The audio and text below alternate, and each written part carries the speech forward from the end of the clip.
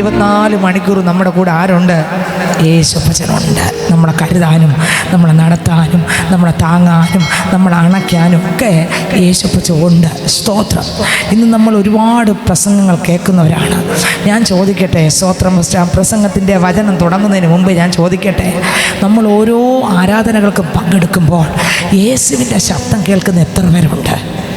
കർത്താവിൻ്റെ ശബ്ദം നമ്മൾ കേൾക്കാറുണ്ടോ? വീട്ടിൽ വേദപുസ്തകം വായിക്കുമ്പോൾ കർത്താവിൻ്റെ ശബ്ദം കേൾക്കാറുണ്ടോ? ഓരോ ദിവസവും കർത്താവിൻ്റെ ശബ്ദം കേൾക്കാറുണ്ടോ? ഓരോ രാത്രികളിലും കർത്താവിൻ്റെ ശബ്ദം കേൾക്കാറുണ്ടോ? ഓരോ പകലുകളിലും കർത്താവിൻ്റെ ശബ്ദം കേൾക്കാറുണ്ടോ? നമ്മൾ ഈ പള്ളിക്കകത്ത് വന്നിരുന്ന വചനം കേൾക്കുമ്പോൾ ഇഷ്ടംപോലെ വചനം നമ്മൾ കേൾക്കുന്നുണ്ട്. എന്നാൽ എനിക്ക് നിങ്ങളോട് ചോദിക്കാനുള്ള ഒരേ ഒരു കാര്യം, ഞാനും നിങ്ങളും യേശുവിൻ്റെ ശബ്ദം കേൾക്കാറുണ്ടോ? സ്തോത്രം. എങ്ങനെ അറിയാം ശബ്ദം കേൾക്കുന്നു? എങ്ങനെ അറിയാം? പ്രസംഗത്തിലൂടെ ശബ്ദം കേൾക്കുന്നത് എങ്ങനെ നമുക്കറിയാൻ പറ്റും? സ്തോത്രം. പ്രസംഗിക്കുന്നത് എൻ്റെ കാര്യമായിരിക്കും. എൻ്റെ കുറവ് അവിടെ വെളിപ്പെടുന്നെങ്കിൽ അർത്ഥം യേശുവിൻ്റെ ശബ്ദം ഞാൻ കേട്ടു. എന്താണെന്ന് വെളിപ്പെടുത്തത്? എൻ്റെ തെറ്റ് അവിടെ അതാ വെളിപ്പെടുത്തി.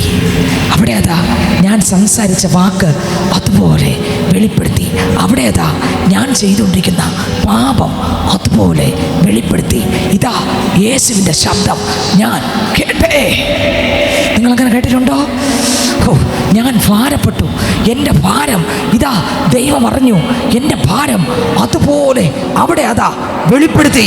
അയ്യോ, എന്നോട് കർത്താവ് സംസാരിച്ചേ. നിങ്ങൾ എത്ര പേർ കേട്ടിട്ടുണ്ട് ആ ശബ്ദം? ഞാൻ ചോദിക്കട്ടെ, ആ ശബ്ദം കേട്ടില്ലെങ്കിൽ വചനം കേട്ടിട്ട് യാതൊരു അർത്ഥവും ഇല്ല. ശബ്ദം കേട്ട് കളയുക മാത്രമല്ല, സ്വത്രം കേൾപ്പാൻ ചെവിയുള്ളവൻ, എങ്ങനെ പറഞ്ഞേ? പുതിയ ഒരുപാട് സ്ഥലങ്ങളിൽ, വെളിപ്പാട് പുസ്തകത്തിലാണ് കൂടുതൽ സ്ഥലങ്ങളിൽ, കേൾപ്പാൻ ചെവിയുള്ളവൻ കേൾക്കട്ടെ. എങ്ങനെ? കേൾപ്പാൻ ചെവിയുള്ളവർക്ക് കേൾക്കാൻ പറ്റൂ, കേൾക്കാൻ ചെവിയില്ലാത്തവർക്ക് ഇത് കേൾക്കാൻ പറ്റത്തില്ല. എത്രവർക്ക് ചെവിയുണ്ട് യേശുവിനെ കേൾക്കാൻ?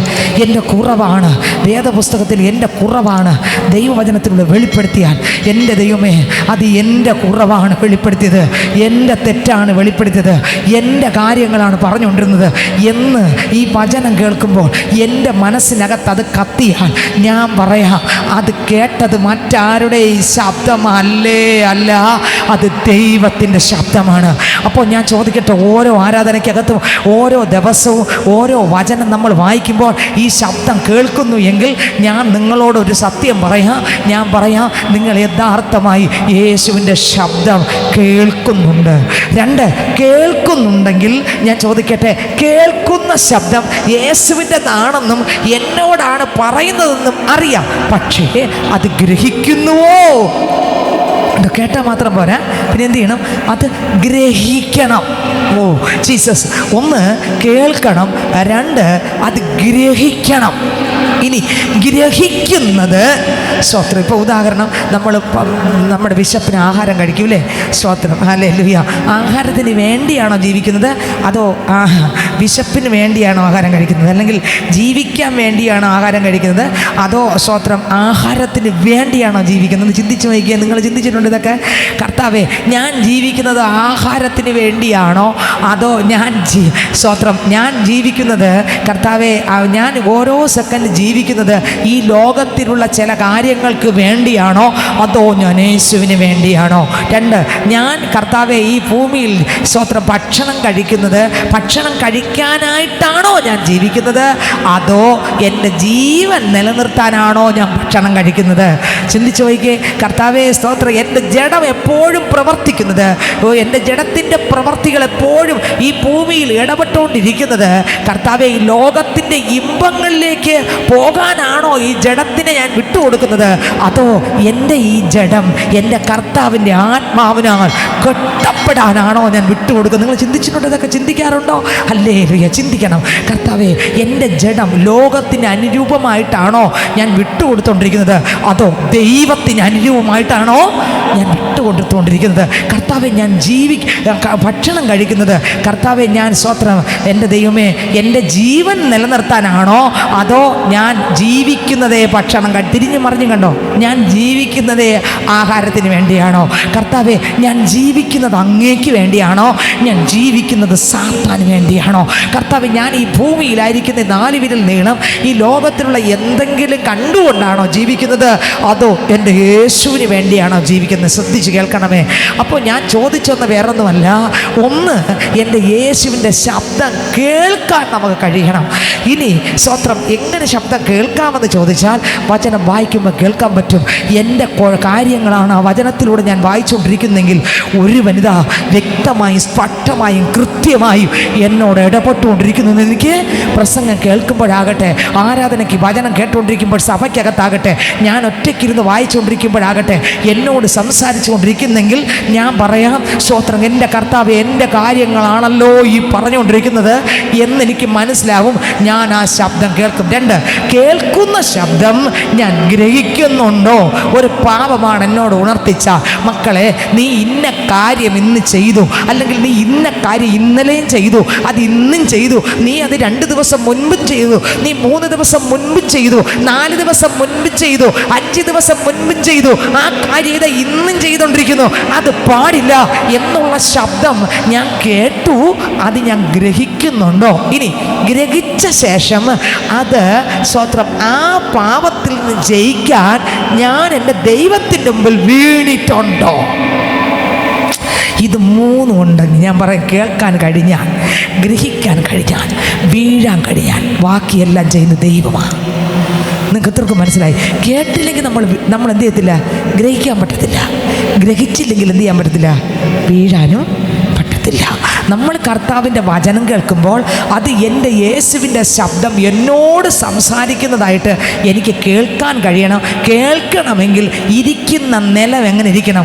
ഉഴുതു മറിച്ചപ്പാ, ഇതാ ഞാൻ നിൻ്റെ അടുക്കലേക്ക് വരുന്നു, അങ്ങേക്ക് എന്നോട് എന്താണ് സംസാരിക്കാനുള്ളത് അത് ഞാൻ കേൾക്കാൻ, ഇതാ കർത്താവെ, ഞാൻ അങ്ങയുടെ അടുക്കലേക്ക് വന്നിരിക്കുമ്പോഴാണ് അവിടെ എനിക്ക് കേൾക്കാൻ പറ്റുന്നത്, അവിടെ എനിക്ക് അത് ഗ്രഹിക്കാൻ പറ്റുന്നത്, അവിടെ ഇരുന്ന് എനിക്ക് പൊട്ടിത്തകരാൻ പറ്റുന്നത്, അവിടെയാണ് എനിക്കൊരു വിടുതൽ ലഭിക്കുന്നത്. ഞാൻ എൻ്റെ അപ്പൻ്റെ മുൻപിൽ കണ്ണീരോടെ പ്രാർത്ഥിക്കും, അല്ലെങ്കിൽ എൻ്റെ ഹൃദയത്തിനകത്തുള്ള വേദനയോടെ, എങ്ങനെ കർത്താവെ, അതിൽ നിന്ന് എനിക്കൊരു മോചനം വേണം. അങ്ങ് സംസാരിച്ച ആ വചനപ്രകാരം ജീവിക്കാൻ എനിക്കൊരു കഴിവില്ല, എനിക്കതിന് ബലമില്ല, എനിക്കതിന് ശക്തിയില്ല, അത് അങ്ങിൽ മാത്രമേ ഉള്ളൂ. ആ ശക്തി എൻ്റെ മേൽ തരണമേ എന്ന് ഞാൻ പ്രാർത്ഥിക്കുമ്പോൾ ആ പ്രാർത്ഥനയ്ക്കകത്ത് ആ കൃപ എൻ്റെ അകത്ത് എന്ത് ചെയ്യും? ഇറങ്ങും. ഇന്നലെ സൂം മീറ്റിങ്ങിൽ നിങ്ങൾ കയറിയവർ കേട്ട് കാണും. പറഞ്ഞ വരികളെല്ലാം എന്തോന്നായിരുന്നു? മത്തായിയുടെ സുവിശേഷം 5-ാം അധ്യായത്തിലെ ഗിരിപ്രഭാഷണത്തിലെ ആദ്യത്തെ വരികളായിരുന്നു. എന്തോന്നാണ്? 1, ആത്മാവിൽ ദരിദ്രരായവർ ഭാഗ്യവാന്മാർ. അതിൻ്റെ അർത്ഥം എന്തോന്നാണ്? കർത്താവേ, അങ്ങ് ജീവിച്ചതുപോലെ എനിക്ക് ജീവിക്കാൻ കഴിയുന്നില്ലപ്പാ, അതുകൊണ്ട് അങ്ങയുടെ ആത്മാവിനെ നിറയ്ക്കണമേ എന്ന് ആ ദാരിദ്ര്യത്തെ ഞാൻ തിരിച്ചറിഞ്ഞ് ദൈവഭാഗത്തിരുന്ന് പ്രാർത്ഥിക്കാൻ തുടങ്ങുമ്പോഴുണ്ടല്ലോ, എൻ്റെ കർത്താവിൻ്റെ അകത്തെ മനുഷ്യൻ അങ്ങോട്ട് ബലപ്പെടുത്തും. ആമേ. എനിക്ക് തടഞ്ഞു വച്ചിരിക്കുന്ന എല്ലാ ഇരുട്ടുകളങ്ങ് മാറും, എൻ്റെ കണ്ണുകൾ തുറക്കാൻ തുടങ്ങും. കാരണം പരിശുദ്ധാത്മാവിൻ്റെ ദാരിദ്ര്യമാണ്, അല്ലെങ്കിൽ ആത്മാവിൻ്റെ കുറവാണ് എൻ്റെ ജീവിതത്തിനകത്ത് പലതും യേശുവിനെ കാണാനോ ആ കൃപ പ്രാപിക്കാനോ ആ ദൈവശക്തിയിലേക്ക് മുന്നോട്ട് വരുന്ന തടസ്സം വേറെ ഒന്നുമല്ല, പിന്നെയോ ദൈവ കർത്താവായ യേശു ക്രിസ്തുവിൽ നിന്നുള്ള പരിശുദ്ധാത്മാവിൻ്റെ ദാരിദ്ര്യമാണെന്ന് ഞാൻ തിരിച്ചറിയുമ്പോൾ, കർത്താവേ, എൻ്റെ കർത്താവിൻ്റെ ആത്മാവിനെ നിറയ്ക്കണമെന്ന് ഞാൻ എന്ത് ചെയ്യുന്നു? പ്രാർത്ഥിക്കുന്നു. അതിൽ തന്നെ 3-ാമത്തെ വാക്യത്തിൽ ഇങ്ങനെ എഴുതിക്കുന്നത് വായിക്കാമോ? ടക്കനെ മത്തായിയുടെ സുവിശേഷം 5-ാം അധ്യായം സ്വത്രം 3-ാം വാക്യം വായിച്ചേ. 5:3 വായിച്ചേ. ആത്മാവിൽ ദരിദ്രരായവർ ഭാഗ്യവാന്മാർ, സ്വർഗരാജ്യം അവർക്കുള്ളത്. അടുത്ത് ദുഃഖിക്കുന്നവർ ഭാഗ്യവാന്മാർ, അടുത്ത് ദുഃഖിക്കുന്നവർ ഭാഗ്യവാന്മാർ, അവർക്ക് ആശ്വാസം ലഭിക്കും. എന്തിൻ്റെ ദുഃഖം? കർത്താവേ, മുകളിൽ കിടക്കുന്ന പരിശുദ്ധാത്മാവ് വേണ്ടും പോലെ എനിക്ക് പ്രാപിക്കാൻ കഴിയുന്നില്ലപ്പാ, ആത്മാവിൽ പാടാൻ കഴിയുന്നില്ല, ആത്മാവിൽ പ്രാർത്ഥിക്കാൻ കഴിയുന്നില്ല, പാപത്തെ ജയിച്ച് ജീവിക്കാൻ എന്നെ കൊണ്ട് പറ്റുന്നില്ല. പണ്ട് ഞാൻ മണിക്കൂറുകൾ ദൈവഭാഗത്ത് ഇരുന്ന് പ്രാർത്ഥിക്കുമായിരുന്നു, പക്ഷെ കുറച്ച് നേരം പ്രാർത്ഥിക്കുമ്പോൾ തന്നെ എനിക്ക് ഉറക്കം വരുന്നു, എനിക്ക് ബുദ്ധിമുട്ട് വരുന്നു. ഇതിൻ്റെ എല്ലാം കാര്യം വേറൊന്നുമല്ല, എന്തോ എൻ്റെ കർത്താവ് എനിക്ക് പകർന്ന കൃപകളെല്ലാം ശത്രു മോഷ്ടിച്ചു അപഹരിച്ചുകൊണ്ട് പോയി. എനിക്കിനി ഇതെല്ലാം എന്ത് ചെയ്യണം? തിരികെ വേണം. കണ്ടോ, ഒരാളെ തിരിച്ചറിയാണ്. കണ്ടോ, കർത്താവ് പറഞ്ഞു, മക്കളെ സ്വത്രം, നിനക്കൊരു ദാരിദ്ര്യമുണ്ട്. ഏത് ദാരിദ്ര്യം? ഇപ്പോൾ പ്രാർത്ഥിക്കാൻ പറ്റുന്നില്ല, ദൈവവചനം വായിക്കുമ്പോൾ തന്നെ ഉറക്കം വരുന്നു, പ്രാർത്ഥിക്കാൻ ഇരിക്കുമ്പോൾ തന്നെ ഒരു അലസത വരുന്നു, ഒരു മടി വരുന്നു, ഒരു താല്പര്യ കുറവ് വരുന്നു. അത് രണ്ടും മുടക്കി കഴിഞ്ഞ് തീർന്നു, എല്ലാം പോയി. കർത്താവേ, ഇതിൽ നിന്ന് എനിക്ക് മടങ്ങി വരണം. എന്തുകൊണ്ട് എനിക്ക് മടങ്ങി വരാൻ കഴിയുന്നില്ല? പരിശുദ്ധി ആത്മാവ് എന്നിൽ ഉണ്ടായിരുന്നു, ആ ദൈവകൃപ ഉണ്ടായിരുന്നു. ഇതിപ്പോൾ ആരെടുത്തോണ്ട് പോയി? ഇതാരെടുത്തോണ്ട് പോയി? ശത്രു എടുത്തുകൊണ്ട് പോയെങ്കിൽ അതിനെന്ത് ചെയ്യണം? തിരികെ പ്രാപിക്കണം. ഒരിക്കൽ സ്വത്രം ശമൂവേലിൻ്റെ പുസ്തകം വായിക്കുമ്പോൾ 30-ാം അധ്യായം വായിക്കുമ്പോൾ അതിനകത്ത് ഒരിക്കൽ ശമൂവേൽ എന്ന ദാവീദ് എന്ന ദൈവഭക്തൻ്റെ ദൈവഭക്തൻ വരുമ്പോൾ തനിക്കുള്ള നന്മകളെല്ലാം സ്വത്രം അവിടെ എന്ത് ചെയ്തു? അപഹരിച്ചുകൊണ്ട് പോയി. ശമൂവേലിൻ്റെ പുസ്തകം 30-ാം അധ്യായം എൻ്റെ 1 മുതലുള്ള വാക്യങ്ങൾ വായിക്കുമ്പോൾ, ശമൂവേലിൻ്റെ പുസ്തകം അതിൻ്റെ 30-ാം അധ്യായം 1-ാം വാക്യം മുതൽ വായിച്ചേ. ദാവീദും അവന്റെ ആളുകളും 3-ാം ദിവസം സിക്ലാഗിൽ എത്തിയപ്പോൾ അമാലേക്യർ തെക്കേ ദേശവും സിക്ലാഗും ആക്രമിച്ച് സിക്ലാഗിനെ ജയിച്ച് അതിനെ തീ വെച്ച് ചുട്ടുകളഞ്ഞിരുന്നു. അവിടെയുള്ള വലിയവരും ചെറിയവരുമായ സ്ത്രീകളെ പിടിച്ചുകൊണ്ട് തങ്ങളുടെ വഴിക്ക് പോയതല്ലാതെ ആരെയും കൊന്നില്ല. അടുത്ത് ദാവീദും അവന്റെ ആളുകളും പട്ടണത്തിലേക്ക് വന്നപ്പോൾ അത് തീ വെച്ച് ചുട്ടിരിക്കുന്നതും ഭാര്യമാരെയും പുത്രിപുത്രന്മാരെയും അടിമകളായി കൊണ്ടുപോയിരിക്കുന്നതും കണ്ടു. എങ്ങനെ കൊണ്ടുപോയി? അടിമകളായി കൊണ്ടുപോയി. ഇന്ന് ഇതിനകത്ത് പ്രാർത്ഥന കൊണ്ടുപോയില്ലേ? ആരാധന കൊണ്ടുപോയില്ലേ? ആ വിശുദ്ധ ജീവിതം കൊണ്ടുപോയില്ലേ? കഴിഞ്ഞ നാളിൽ പറന്നു കിടന്ന അനുഭവം കൊണ്ടുപോയില്ലേ? ഇന്ന് തിരിച്ച് പ്രാപിച്ചിട്ട് ഇവിടെ ഒന്ന് പോകാം. അല്ല, നമ്മൾ വന്നതുപോലെ പോയാൽ അതിൻ്റെ അർത്ഥം എന്താ? കർത്താവിൻ്റെ ശബ്ദം കേൾക്കാനും പറ്റിയില്ല, അത് ഗ്രഹിക്കാനും പറ്റില്ല, അത് തിരികെ പ്രാപിക്കാനും പറ്റിയില്ല. പക്ഷെ കേൾക്കാൻ പറ്റിയാൽ ഗ്രഹിക്കാൻ പറ്റണം, ഗ്രഹിക്കാൻ പറ്റിയാൽ അത് തിരികെ പ്രാപിക്കാനും പറ്റണം. അത് ദൈവത്തിന് തരാൻ പറ്റൂ. അത് പ്രാപിച്ചിട്ടേ പോകുന്ന എത്രവർക്ക് ആഗ്രഹമുണ്ട്. ഞാനത് കർത്താവിൽ നിന്ന് ചോദിച്ചു പ്രാപിച്ചിട്ടേ പോകും. ഇന്ന് മുതൽ എന്നെ തകർക്കാൻ ഒരു ഇരുട്ടിൻ്റെ ശക്തിക്കും കഴിയത്തില്ല. അടുത്ത വരി വായിച്ചേ. ഇപ്പൊ വായിച്ചതിൻ്റെ അടുത്ത വാക്യം. അപ്പോൾ ദാവീദും കൂടെയുള്ള ജനവും കരയുവാൻ ബലമില്ലാതാവോളം ഉറക്കെ കരഞ്ഞു. ദാവീദും കരഞ്ഞു, കരയാൻ ബലമില്ല, അത്രത്തോളം കരഞ്ഞു. അടുത്ത വരി. ഇസ്രായേൽക്കാരി അഹീനോവം, കർമ്മേൽക്കാരൻ നബാലിന്റെ ഭാര്യയായിരുന്ന അബീഗയിൽ എന്നീ ദാവീദിന്റെ 2 ഭാര്യമാരെയും അവർ പിടിച്ചുകൊണ്ടുപോയി. ഭാര്യമാരെയൊക്കെ പിടിച്ചുകൊണ്ടുപോയി. അടുത്ത വരി. ദാവീദ് വലിയ കഷ്ടത്തിലായി. ജനത്തിൽ ഓരോരുത്തന്റെ ഹൃദയം താന്താന്റെ പുത്രന്മാരെയും പുത്രിമാരെയും കുറിച്ച് വ്യസനിച്ചിരിക്കൊണ്ട് അവനെ കല്ലെറിയണമെന്ന് ജനം പറഞ്ഞു. അടുത്ത വരി. ദാവീദോ തന്റെ ദൈവമായ യഹോവയിൽ ധൈര്യപ്പെട്ടു. ദാവീദ് ആരിൽ ധൈര്യപ്പെട്ടു? ഇന്ന് ഇതിനകത്ത് എത്ര പേർക്ക് ഉറപ്പുണ്ട്? നഷ്ടപ്പെട്ടെങ്കിലും ഞാനിത് ധൈര്യപ്പെടുകയാണ്. ആരിൽ ദൈവത്തിൽ ഞാൻ ധൈര്യപ്പെടുകയാണ്. എനിക്ക് നഷ്ടപ്പെട്ട കൃപകളെ, നഷ്ടപ്പെട്ട ആ ആത്മബലത്തെ, ആ ശക്തിയെ ഇന്ന് ഞാൻ പ്രാപിച്ചിട്ട് ഇവിടം വിട്ട് തിരിച്ചു പോകൂ. അതെ, ഞാൻ ധൈര്യപ്പെടുകയാണ്. എത്ര ഉറപ്പുണ്ട്? ഞാൻ ധൈര്യപ്പെടുകയാണ്. ഓ സ്തോത്രം. ശത്രു അപഹരിച്ചുകൊണ്ട് പോയ സകല നന്മകൾ ഞാൻ പ്രാപിച്ചിട്ടേ ഞാൻ തിരികെ പോകുള്ളൂ. ഞാനിന്ന് വന്നത് അപ്പൻ്റെ മുമ്പിൽ. ആരുടെ മുമ്പിലാണ് നമ്മൾ വന്നേ? അപ്പൻ്റെ മുമ്പിലാണ്. അപ്പൻ്റെ ശബ്ദം കേൾക്കുകയാണ്. അപ്പൻ പറഞ്ഞുകൊണ്ടിരിക്കുകയാണ്, മക്കളെ നീ ഇങ്ങനെയൊക്കെ ആയിരുന്നു, പക്ഷേ ഇന്ന് നിന്നെ കൊണ്ട് ഒന്നിനും പറ്റുന്നില്ല.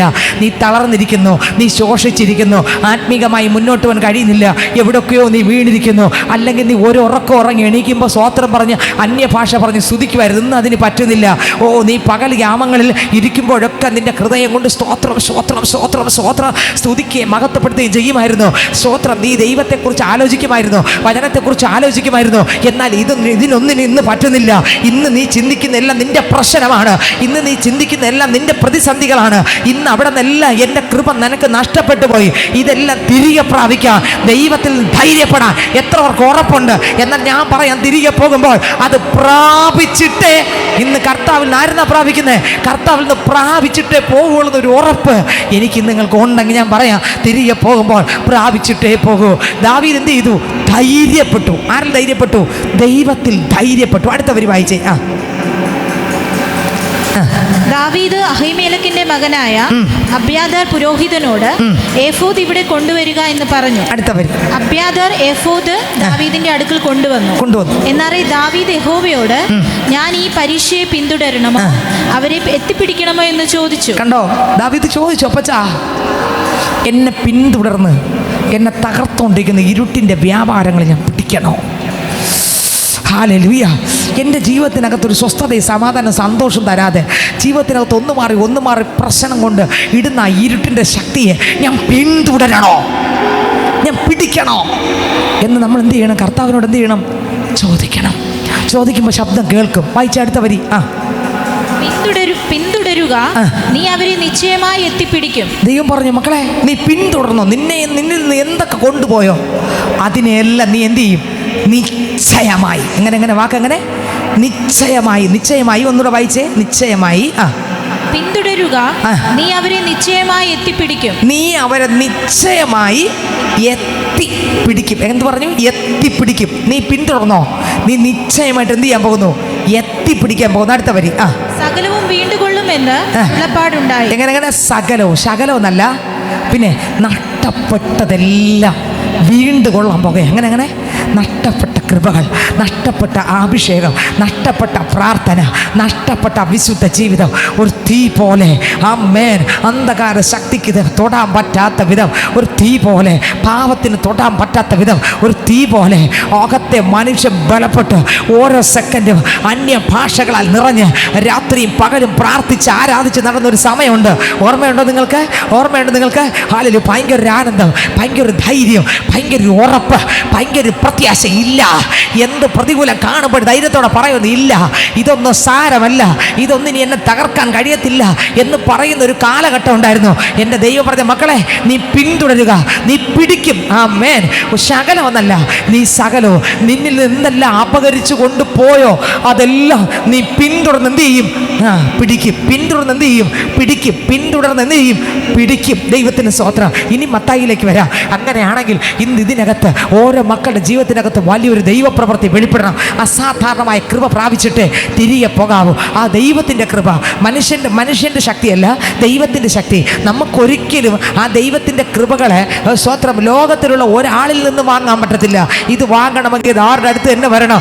ദൈവത്തിൻ്റെ അടുത്ത് തന്നെ വരണം. ദൈവത്തോട് തന്നെ ചോദിക്കണം. അതുകൊണ്ട് മത്തായി 5 പറയുന്നു, സ്തോത്രം, ദുഃഖിക്കുന്നവർ എന്ത് ചെയ്യുന്നു?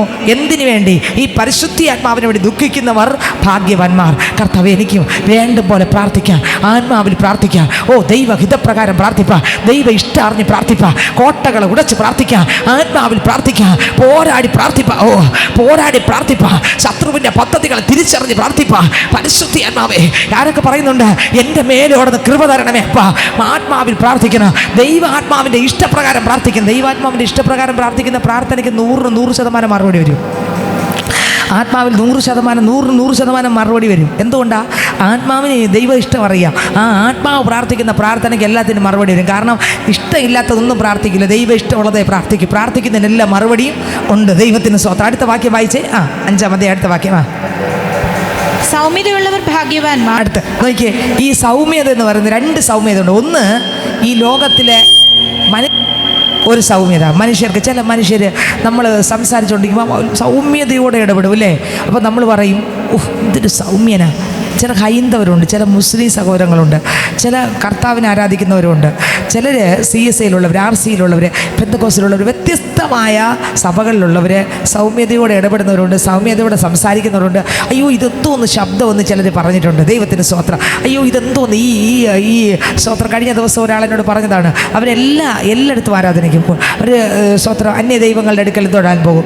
അപ്പോൾ അവരെ കുറിച്ച് മറ്റൊരാൾ പറഞ്ഞതാണ്, അയ്യോ ആ ചേച്ചിക്ക് എന്തോന്ന് സൗമ്യത, ആ പിള്ളേരോട് എന്തോന്ന് സൗമ്യത, പിള്ളേരെന്ത് കാണിച്ചാലും അവരോട് വിരോധം കാണിക്കാൻ പറ്റാത്തൊരു ഇതെങ്ങനെ ഈ ലോകത്തിലൊരു അമ്മയ്ക്ക് കാണുമോ എന്നറിയത്തില്ല. മനസ്സിലാകുന്നുണ്ടോ? ഹല്ലേലൂയ. എന്ന് പറഞ്ഞാൽ വല്ലാത്തൊരു സൗമ്യത, ലോകത്തിൻ്റെ സൗമ്യതയാണ്, യേശുവിൻ്റെതല്ല.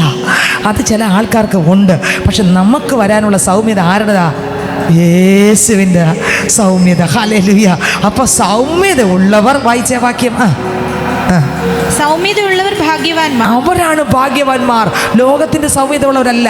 പിന്നെയോ ക്രിസ്തുവിൻ്റെ സൗമ്യത, അത് ക്രിസ്തുവിൻ്റെ അഭിഷേകം എൻ്റെ അകത്തിറങ്ങി, ക്രിസ്തുവിൻ്റെ സ്വഭാവം എൻ്റെ അകത്തിറങ്ങി, എൻ്റെ ജീവനായി, എൻ്റെ ജീവിതമായി മാറിയിട്ട് യേശുവിൻ്റെ ഈ സൗമ്യത എൻ്റെ സ്വത്തായി മാറണം. നിങ്ങൾക്ക് എത്രയൊക്കെ മനസ്സിലായി?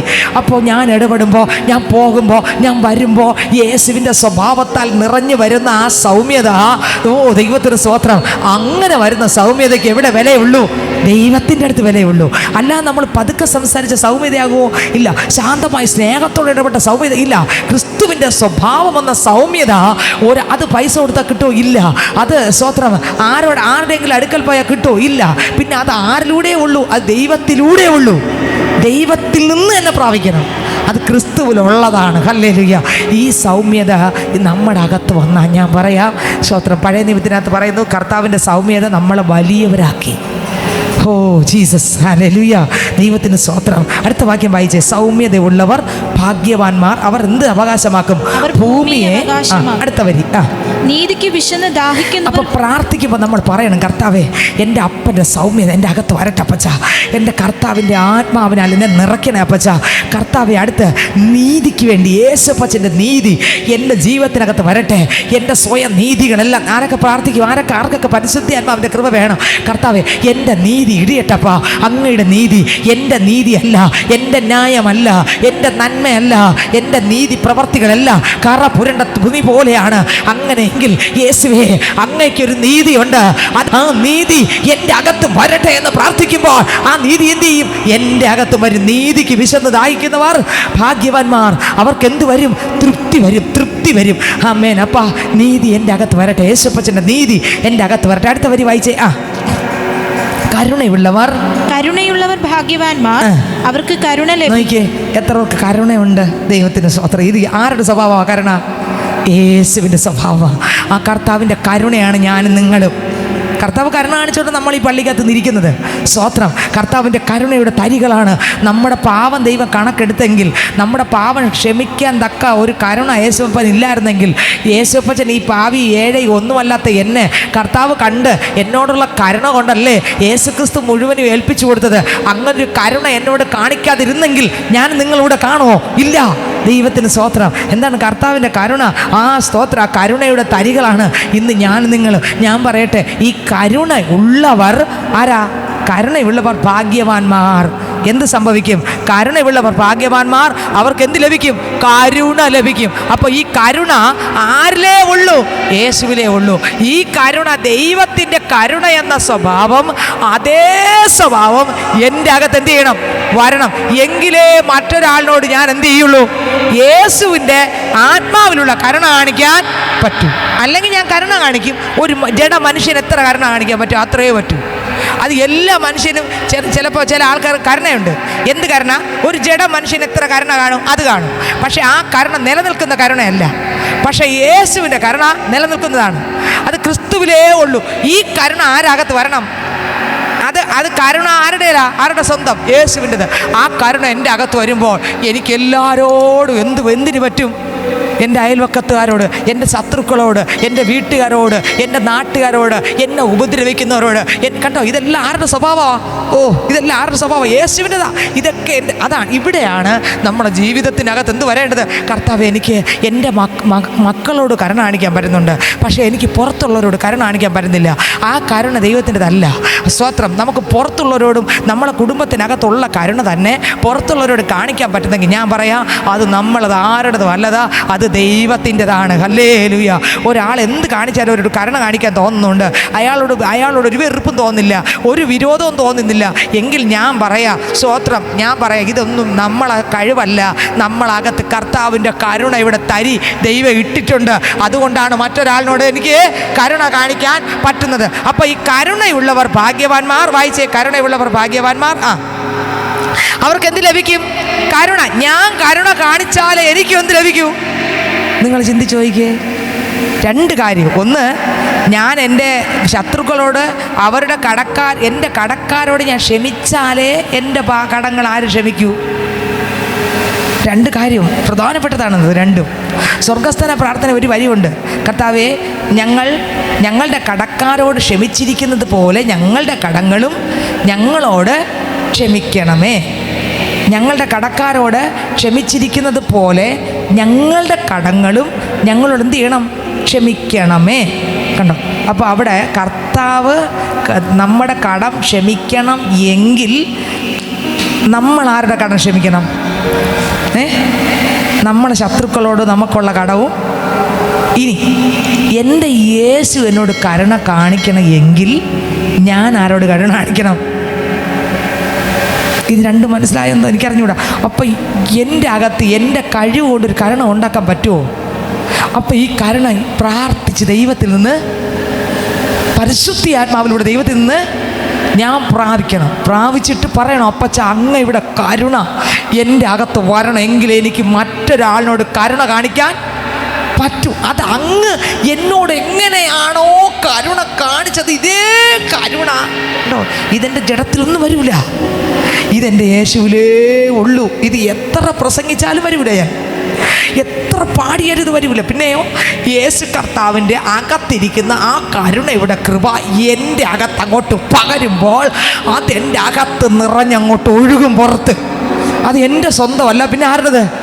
യേശുവിലുള്ളതാണ്. പക്ഷേ യേശുവിൻ്റെ മകളായതുകൊണ്ട് ഞാൻ ചോദിക്കുമ്പോൾ യേശുവിലുള്ള എല്ലാത്തിനും കൂട്ടവകാശം ആർക്കുണ്ട്? മക്കൾക്കുണ്ട്. അതെല്ലാം എൻ്റെതാണ്, എനിക്ക് തരും. ആര് തരും? യേശു തരും. പക്ഷെ ഞാൻ എന്ത് ചെയ്യണം? അത് പ്രാപിക്കണം. ആരിൽ നിന്ന് പ്രാപിക്കണം? യേശുവിൽ. നമ്മളിലില്ലാതെ. അടുത്തവർ വായിച്ചേ. അപ്പം കരുണയുള്ളവർ ഭാഗ്യവാന്മാർ, അവർക്ക് അതൊരു ഭാഗ്യമാണ്. അതൊരു ഭാഗ്യം. ശ്രദ്ധിച്ചു നോക്കിക്കേ, അടുത്ത വരി വായിക്കുമ്പോൾ കരുണയുള്ളവർ ഭാഗ്യവാന്മാർ, അവർക്ക് എന്ത് ലഭിക്കും? ആരുടെ കരുണ ലഭിക്കും? ദൈവത്തിൻ്റെ കരുണ. എവിടെ നിന്നില്ല എനിക്ക് കരുണ ലഭിക്കണോ അവിടെ എൻ്റെ മേൽ കരുണ വരണമെങ്കിൽ അത് എൻ്റെതല്ല, അതെൻ്റെ ദൈവത്തിൻ്റെതാണ്. കരുണ വരണമെങ്കിൽ അത് യേശുവിനുള്ള കരുണ എൻ്റെ അകത്തിറങ്ങിയിട്ട് അതിലൂടെ മറ്റുള്ളവരോട്, എന്നോട് വിരോധമുള്ളവരോട്, എന്നോട് പിണക്കമുള്ളവരോട്, എന്നെ ഏറ്റവും മോശമായി കാണുന്നവരോട് എനിക്ക് കരുണ കാണിക്കാൻ യേശുവാ. എൻ്റെ കരുണ വേണ്ട യേശുവേ, എൻ്റെ കരുണ എന്നെ സ്നേഹിക്കുന്നവരോട് മാത്രമേ ഉള്ളൂ. നോക്കിക്കേ, എൻ്റെ കരുണ ആരോട് മാത്രമേ ഉള്ളൂ? എന്നെ ആരെങ്കിലും സഹായിച്ച എനിക്ക് ഒരു കരുണ കാണും. നന്ദിയുള്ളവരാകണം എന്ന് പറഞ്ഞു കേട്ടിട്ട്, അതുപോലെ ആ നന്ദിയും കരുണയും കൂടെ ചേർന്നങ്ങ് പോകും. എന്നെ സഹായിച്ചു, അതുകൊണ്ട് ഞാനും. പക്ഷെ എന്നെ സഹായിക്കാത്തവനോട് കരുണ കാണിക്കാനൊരു കൃപ എവിടെ നിന്ന് കിട്ടണം? നിങ്ങൾ ചിന്തിച്ച് നോക്കിയാൽ, അന്ന് ഞാൻ കഷ്ടത്തിൽ കിടന്നപ്പോൾ എന്നെ സഹായിച്ചത് ഇന്ന ആളാ, അതുകൊണ്ട് ഞാനും അവരോട് എന്ത് കാണിക്കണം? കരുണ കാണിക്കണം, സഹായിക്കണം എന്ന് പറയൂലേ. എന്നെ വേദന കിടന്നപ്പോൾ എന്നോട് കരുണ കാണിച്ച് എൻ്റെ വീട്ടിൽ വന്ന് എന്നെ താങ്ങിയതും ബലപ്പെടുത്തിയതും ഒക്കെ അവരാ. അതുകൊണ്ട് എനിക്ക് അവരോട് കണ്ടോ, ആ കരുണ ദൈവത്തിൻ്റെ ആണോ? അല്ല. അത് ആ ഹൈന്ദവനുമുണ്ട്, ആ മുസ്ലിമിനുണ്ട് ആ കരുണ. അവർ പറയും, അയ്യോ ഈ കുടുംബം മാത്രമേ എനിക്ക് ഉണ്ടായിരുന്നുള്ളൂ, അതുകൊണ്ട് അവർക്ക് എന്തിനും ഞാൻ നിന്നേ തീരൂ പറയൂലേ. അവർ പള്ളി പോയാലും ഇല്ലെങ്കിലും പറയും. പക്ഷെ ആ കരുണയല്ല. ആരുടെ കരുണ? യേശുവിൻ്റെ കരുണ എന്തോന്നാ? യേശുവിൻ്റെ ശത്രുക്കളോട് എന്നോട് കാണിച്ചത് ആ കരുണ. ഞാൻ യേശുവിനെ തള്ളി പറഞ്ഞ് മാറിപ്പോയ ആളല്ലേ. അപ്പോൾ എന്നെ എന്നിട്ടും സ്നേഹിച്ച് കരുണ കാണിച്ച കരുണ അത് യേശുവിനേ ഉള്ളൂ. അത് ഈ ലോകത്തിലുള്ള ഒരു മനുഷ്യനും ഇല്ല. ഇത് വരാനാണ് എന്ത് ചെയ്യേണ്ടത്? വില കൊടുക്കേണ്ടത്. കരുണയുള്ളവർ ഭാഗ്യവാന്മാർ, അവർക്ക് എന്ത് കിട്ടും? ആരുടെ കരുണ? എവിടെ നിന്നൊക്കെ കരുണ കിട്ടാനുണ്ട്? ദൈവത്തിൻ്റെ കരുണ ഉണ്ട്. പിന്നെ പലയിടത്തുനിന്നും കരുണ വരാനുണ്ട്. പക്ഷെ അത് കിട്ടണമെങ്കിൽ ശുദ്ധീകരിക്കുക എന്ത് വരണം? യേശുവിൻ്റെ രക്തം.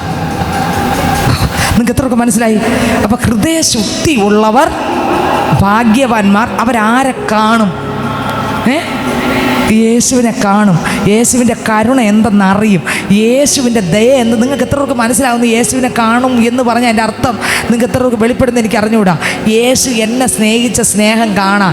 യേശു എത്രയോ കൊടും പാവിയായ എൻ്റെ പാപത്തെ കഴുകി, മക്കളെ നിൻ്റെ പാപമല്ല ഞാൻ പോക്കി കേട്ടോ എന്ന് പറഞ്ഞ ആ ശബ്ദം, ആ ഉടമസ്ഥൻ്റെ ആ കരുണ കാണാൻ. ഹല്ലേലൂയ. നിങ്ങൾക്ക് എത്രയൊക്കെ മനസ്സിലായെന്ന് എനിക്ക് അറിഞ്ഞുകൂടാ, എത്രയൊക്കെ പിടികിട്ടിയെന്നും എനിക്ക് അറിഞ്ഞുകൂടാ. വായിച്ച ആ വരി ഒന്നുകൂടെ. കണ്ടോ, ഹൃദയശുദ്ധി ഉള്ളവർ ഭാഗ്യവാന്മാർ, അവർ ദൈവത്തെ കാണും. യേശുവിനെ എങ്ങനെ കാണണം? എന്നെ സ്നേഹിക്കുന്ന ഒരപ്പൻ. എങ്ങനെ? ഏറ്റവും കൊടും പാവിയായിരുന്ന എന്നെ സ്നേഹിച്ചത് എങ്ങനെയെന്ന് നമ്മൾ ആഴമായി ചിന്തിക്കണം. അങ്ങനെ ചിന്തിക്കുമ്പോഴാണ് ഞാൻ ഒരുപാട് അകലെ കിടക്കുന്നതെന്ന് മനസ്സിലാവുന്നത്. കർത്താവേ, അങ്ങനെയുള്ള ഇത്ര ഇന്ന കുഴപ്പങ്ങൾ കാണിച്ച് എന്നെ ഇത്ര മാത്രം സ്നേഹിച്ചിട്ട് ആ രക്തം കൊണ്ട് കഴിഞ്ഞെങ്കിൽ എൻ്റെ വീട്ടിലുള്ള ഇന്ന ആൾ ഇത്രയും കുഴപ്പക്കാരിയല്ല. ആ ആളിനെ സ്നേഹിക്കാനുള്ള കൃപ ആരിലുണ്ട്? യേശുവിലുണ്ട്. ഇതെൻ്റെ അകത്ത് ആഴമായി ഇറങ്ങുമ്പോഴാണ് ഞാൻ യേശുവിൻ്റെ ആ സ്നേഹം കാണുന്നത്. എൻ്റെ പാപം ക്ഷമിച്ച യേശുവിനെ ഞാൻ കാണുമ്പോൾ, ഞാൻ എത്ര കുറവ് എൻ്റെ ജീവിതത്തിൽ വന്നിട്ടും എന്നെ ശപിച്ച് എന്നെ വെട്ടിത്തകർക്കാത്ത യേശുവിനെ കാണുമ്പോൾ മറ്റൊരാളിനോട് എനിക്കും ഇതുപോലത്തെ ഒരു അനുകമ്പ വരും. നിങ്ങൾക്ക് എത്രയൊക്കെ മനസ്സിലായെന്ന് എനിക്കറിഞ്ഞൂടെ. വായിച്ചാൽ വരി. ഹൃദയശുദ്ധി ഉള്ളവർ ഭാഗ്യവാന്മാർ, അവർ ദൈവത്തെ കാണും. അപ്പോൾ കർത്താവേ, എനിക്ക് അങ്ങ് കാണാൻ പറ്റുന്നില്ല. എൻ്റെ ഹൃദയത്തെ എന്ത് ചെയ്യണം? ആര് പ്രാർത്ഥിക്കും? ആർക്കൊക്കെ യേശുവിനെ കാണണം? യേശുവിനെ കാണണമെന്ന് ആഗ്രഹമുള്ളവർ വേറെ ഒന്നും ചെയ്യണ്ട, ഹൃദയത്തെ ശുദ്ധീകരിച്ചാൽ മതി. എന്തുകൊണ്ട് ശുദ്ധീകരിക്കണം? യേശുവിൻ്റെ രക്തത്താൽ ശുദ്ധീകരിക്കുമ്പോൾ ഞാൻ ആരെ കാണും? യേശുവിനെ കാണും. ഈ വചനമാണോ സത്യം, അതോ വേറെ ആരെങ്കിലും പറയുന്നതാണോ സത്യം? ബൈബിളിൽ എഴുതിയിരിക്കുന്നതാണ് സത്യം. ഹൃദയശുദ്ധി ഉള്ളവർ ഭാഗ്യവാന്മാർ, ആരെ കാണും? ദൈവത്തെ കാണും. അടുത്ത് സമാധാനം ഉണ്ടാക്കുന്നവർ ഭാഗ്യവാന്മാർ. സമാധാനം ഉണ്ടാക്കുന്നവർ ഭാഗ്യവാന്മാർ. അടുത്ത് അവർ ദൈവത്തിൻ്റെ പുത്രന്മാർ എന്ന് വിളിക്കപ്പെടും. ഇനി ദൈവത്തിൻ്റെ പുത്രൻ ആരാണ്? സമാധാനം ഉണ്ടാക്കുന്നവരാണ്. സമാധാനം കെടുത്തുന്നവരാണോ നമ്മൾ സമാധാനം ഉണ്ടാക്കുന്നവരാണോ? ഒന്ന് ചിന്തിച്ച് നോക്കിയേ. സ്തോത്രം. പുത്രന്മാരെങ്കിൽ സമാധാനം ഉണ്ടാക്കുന്നവരാണ്, കെടുത്തുന്നവരെങ്കിൽ പോക്ക് കേസാണ്. സ്തോത്രം. സമാധാനം ഉണ്ടാക്കുന്നവർ. പ്രശ്നമുണ്ട്, പ്രതിസന്ധി ഉണ്ട്, സാരമില്ല, ഒരു കൈയടിച്ചു അടുത്ത കൈയടിക്കാതെ സൈലൻ്റ് പോട്ടെ. സ്തോത്രം. ഹല്ലേലൂയ. പ്രശ്നം ഉണ്ടാക്കുന്ന ആളല്ല, പിന്നെ സമാധാനമുണ്ട്. ആരുടെ സമാധാനം? യേശുവിൻ്റെ സമാധാനം. അല്ലെങ്കിൽ കുറച്ച് നേരെ കാണുള്ളൂ, കുറച്ച് നേരെ ക്ഷമിക്കാൻ പറ്റൂ, കുറച്ച് നേരെ തണുക്കാൻ പറ്റൂ. എന്നാൽ സ്തോത്രം, മരണം വരെ സമാധാനമുള്ളത് ആർക്ക് മാത്രമേ ഉള്ളൂ? യേശുവിൽ. ഈ സമാധാനമാണ് ആരുടെ അകത്ത് വരേണ്ടത്? എൻ്റെ അകത്ത്. കണ്ടോ, ഇതിനൊക്കെ പ്രാർത്ഥിക്കണോ വേണ്ടേ? ഇതിനൊക്കെ പ്രാർത്ഥിക്കണോ വേണ്ടേ? ഇതൊക്കെ എൻ്റെ അകത്ത് വന്നാലല്ലേ എൻ്റെ ജീവിതത്തിനകത്ത് മാറ്റം വരൂ. ഇല്ലെങ്കിൽ എന്തെങ്കിലും നടക്കുമോ? ഇല്ലെങ്കിൽ ലോകത്തിലുള്ള ഒരു സമാധാനം വരും, ലോകത്തിലുള്ള ഒരു കരുണ വരും, ലോകത്തിലുള്ള ഒരു സ്തോത്രം നീതി വരും, ലോകത്തിലുള്ള ഒരു ചിന്ത വരും, ലോകത്തിലുള്ള ഒരു സമാധാനമൊക്കെ വരും. പക്ഷേ ക്രിസ്തു ആഗ്രഹിക്കുന്ന സമാധാനം, പരിശുദ്ധി ആത്മാവ് യേശുപ്പനിൽ നിറഞ്ഞ്, യേശുപ്പനിലുള്ള ആ സ്വഭാവം എൻ്റെ അകത്ത് നിറഞ്ഞ് എന്നിലൂടെ അത് പുറത്തു വരുന്നതാണ് ദൈവം ആഗ്രഹിക്കുന്നത്. ഹല്ലേലൂയ. അപ്പം ഇത് വരണമെങ്കിൽ നമ്മൾ എന്ത് കൊടുക്കണം? വില കൊടുക്കണം. അടുത്ത വാക്യം വായിച്ചേ. നീതി നിമിത്തം ഉപദ്രവിക്കപ്പെടുന്നവർ ഭാഗ്യവാന്മാർ, സ്വർഗരാജ്യം അവർക്കുള്ളത്. എനിക്ക് സ്വർഗം ഉണ്ടോ ഇല്ലേ? നീതി നിമിത്തം ഉപദ്രവം വരും. നീതി നിമിത്തം, അപ്പച്ചൻ്റെ നീതി നിമിത്തം ഇറങ്ങിത്തിരിക്കുമ്പോൾ, കണ്ടോ, അപ്പനായിട്ട് ഇറങ്ങിത്തിരിക്കുമ്പോൾ, കർത്താവേ എനിക്ക് ഉപദ്രവം വന്നാൽ അവിടെ വചനം പറയുന്നു, ആർക്ക് നിനക്ക് എന്തുണ്ട്? നിനക്ക് സ്വർഗരാജ്യം നിനക്കുണ്ട്, പേടിക്കല്ലേ. സ്തോത്രം. ഹല്ലേലൂയ. അടുത്ത വരി വായിച്ചേ. എന്റെ നിമിത്തം നിങ്ങളെ പഴിക്കുകയും ഉപദ്രവിക്കുകയും നിങ്ങളെ കൊണ്ട് എല്ലാ തിന്മയും കളവായി പറയുകയും ചെയ്യുമ്പോൾ നിങ്ങൾ ഭാഗ്യവാന്മാർ. കണ്ടോ, എത്ര പേര് ഈ വചനം അനുസരിക്കാറുണ്ട്? ഞാൻ ഉൾപ്പെടെ. നോക്കിയേ, നിങ്ങളെ കൊണ്ട് എല്ലാ തിന്മയും കളവായി പറയുകയും ചെയ്യുമ്പോൾ നിങ്ങൾ പഴിക്കുകയും ഉപദ്രവിക്കുകയും, കണ്ടോ, പഴിക്കുകയും ഉപദ്രവിക്കുകയും നിങ്ങളെ കൊണ്ട് എല്ലാ തിന്മയും കളവായി പറയുകയും ചെയ്യുമ്പോൾ നിങ്ങൾ ഭാഗ്യവാന്മാർ. ഈ വചനമുള്ള എത്ര പേരുണ്ട്? ഉണ്ടോന്ന് എങ്ങനെ അറിയാം? അടുത്ത വാക്യത്തിലുണ്ട്. സ്വർഗത്തിൽ നിങ്ങളുടെ പ്രതിഫലം വലുതാകൊണ്ട് സന്തോഷിച്ചുല്ലസിപ്പിൻ. ആൾക്കാർ എന്നെ വിരോധമായിട്ട് പറയുമ്പോൾ എനിക്ക് തുള്ളിച്ചാടലും ആരാധനയും സ്തോത്രവും വരുന്നുണ്ടോ? അതോ എനിക്ക് ദുഃഖമാണോ വരുന്നത്? ഇതിൽ വെച്ചറിയാം എൻ്റെ അകത്ത് ഇതിന് വേണ്ടുന്ന അഭിഷേകം ഉണ്ടോയെന്ന്. നിങ്ങൾക്ക് എത്രയൊക്കെ മനസ്സിലായി? ഇതില്ലെങ്കിൽ അർത്ഥം എന്തോന്നാ? യേശുവിൽ അതുകൊണ്ട്, അത് എൻ്റെ മേൽ വന്നിട്ടില്ല. അത് വരാൻ വേണ്ടി, അത് ഉള്ളവർക്ക് എന്ത് ചെയ്യാൻ പറ്റും?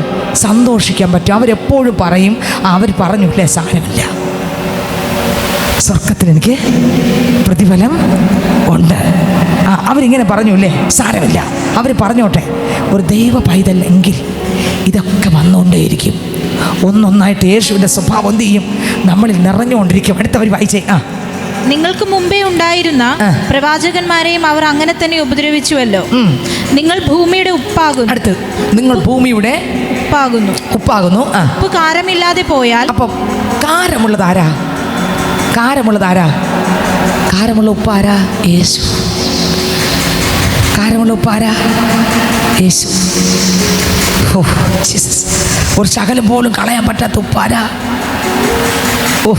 യേശു ക്രിസ്തു. ആമേൻ. ഹല്ലേലൂയ.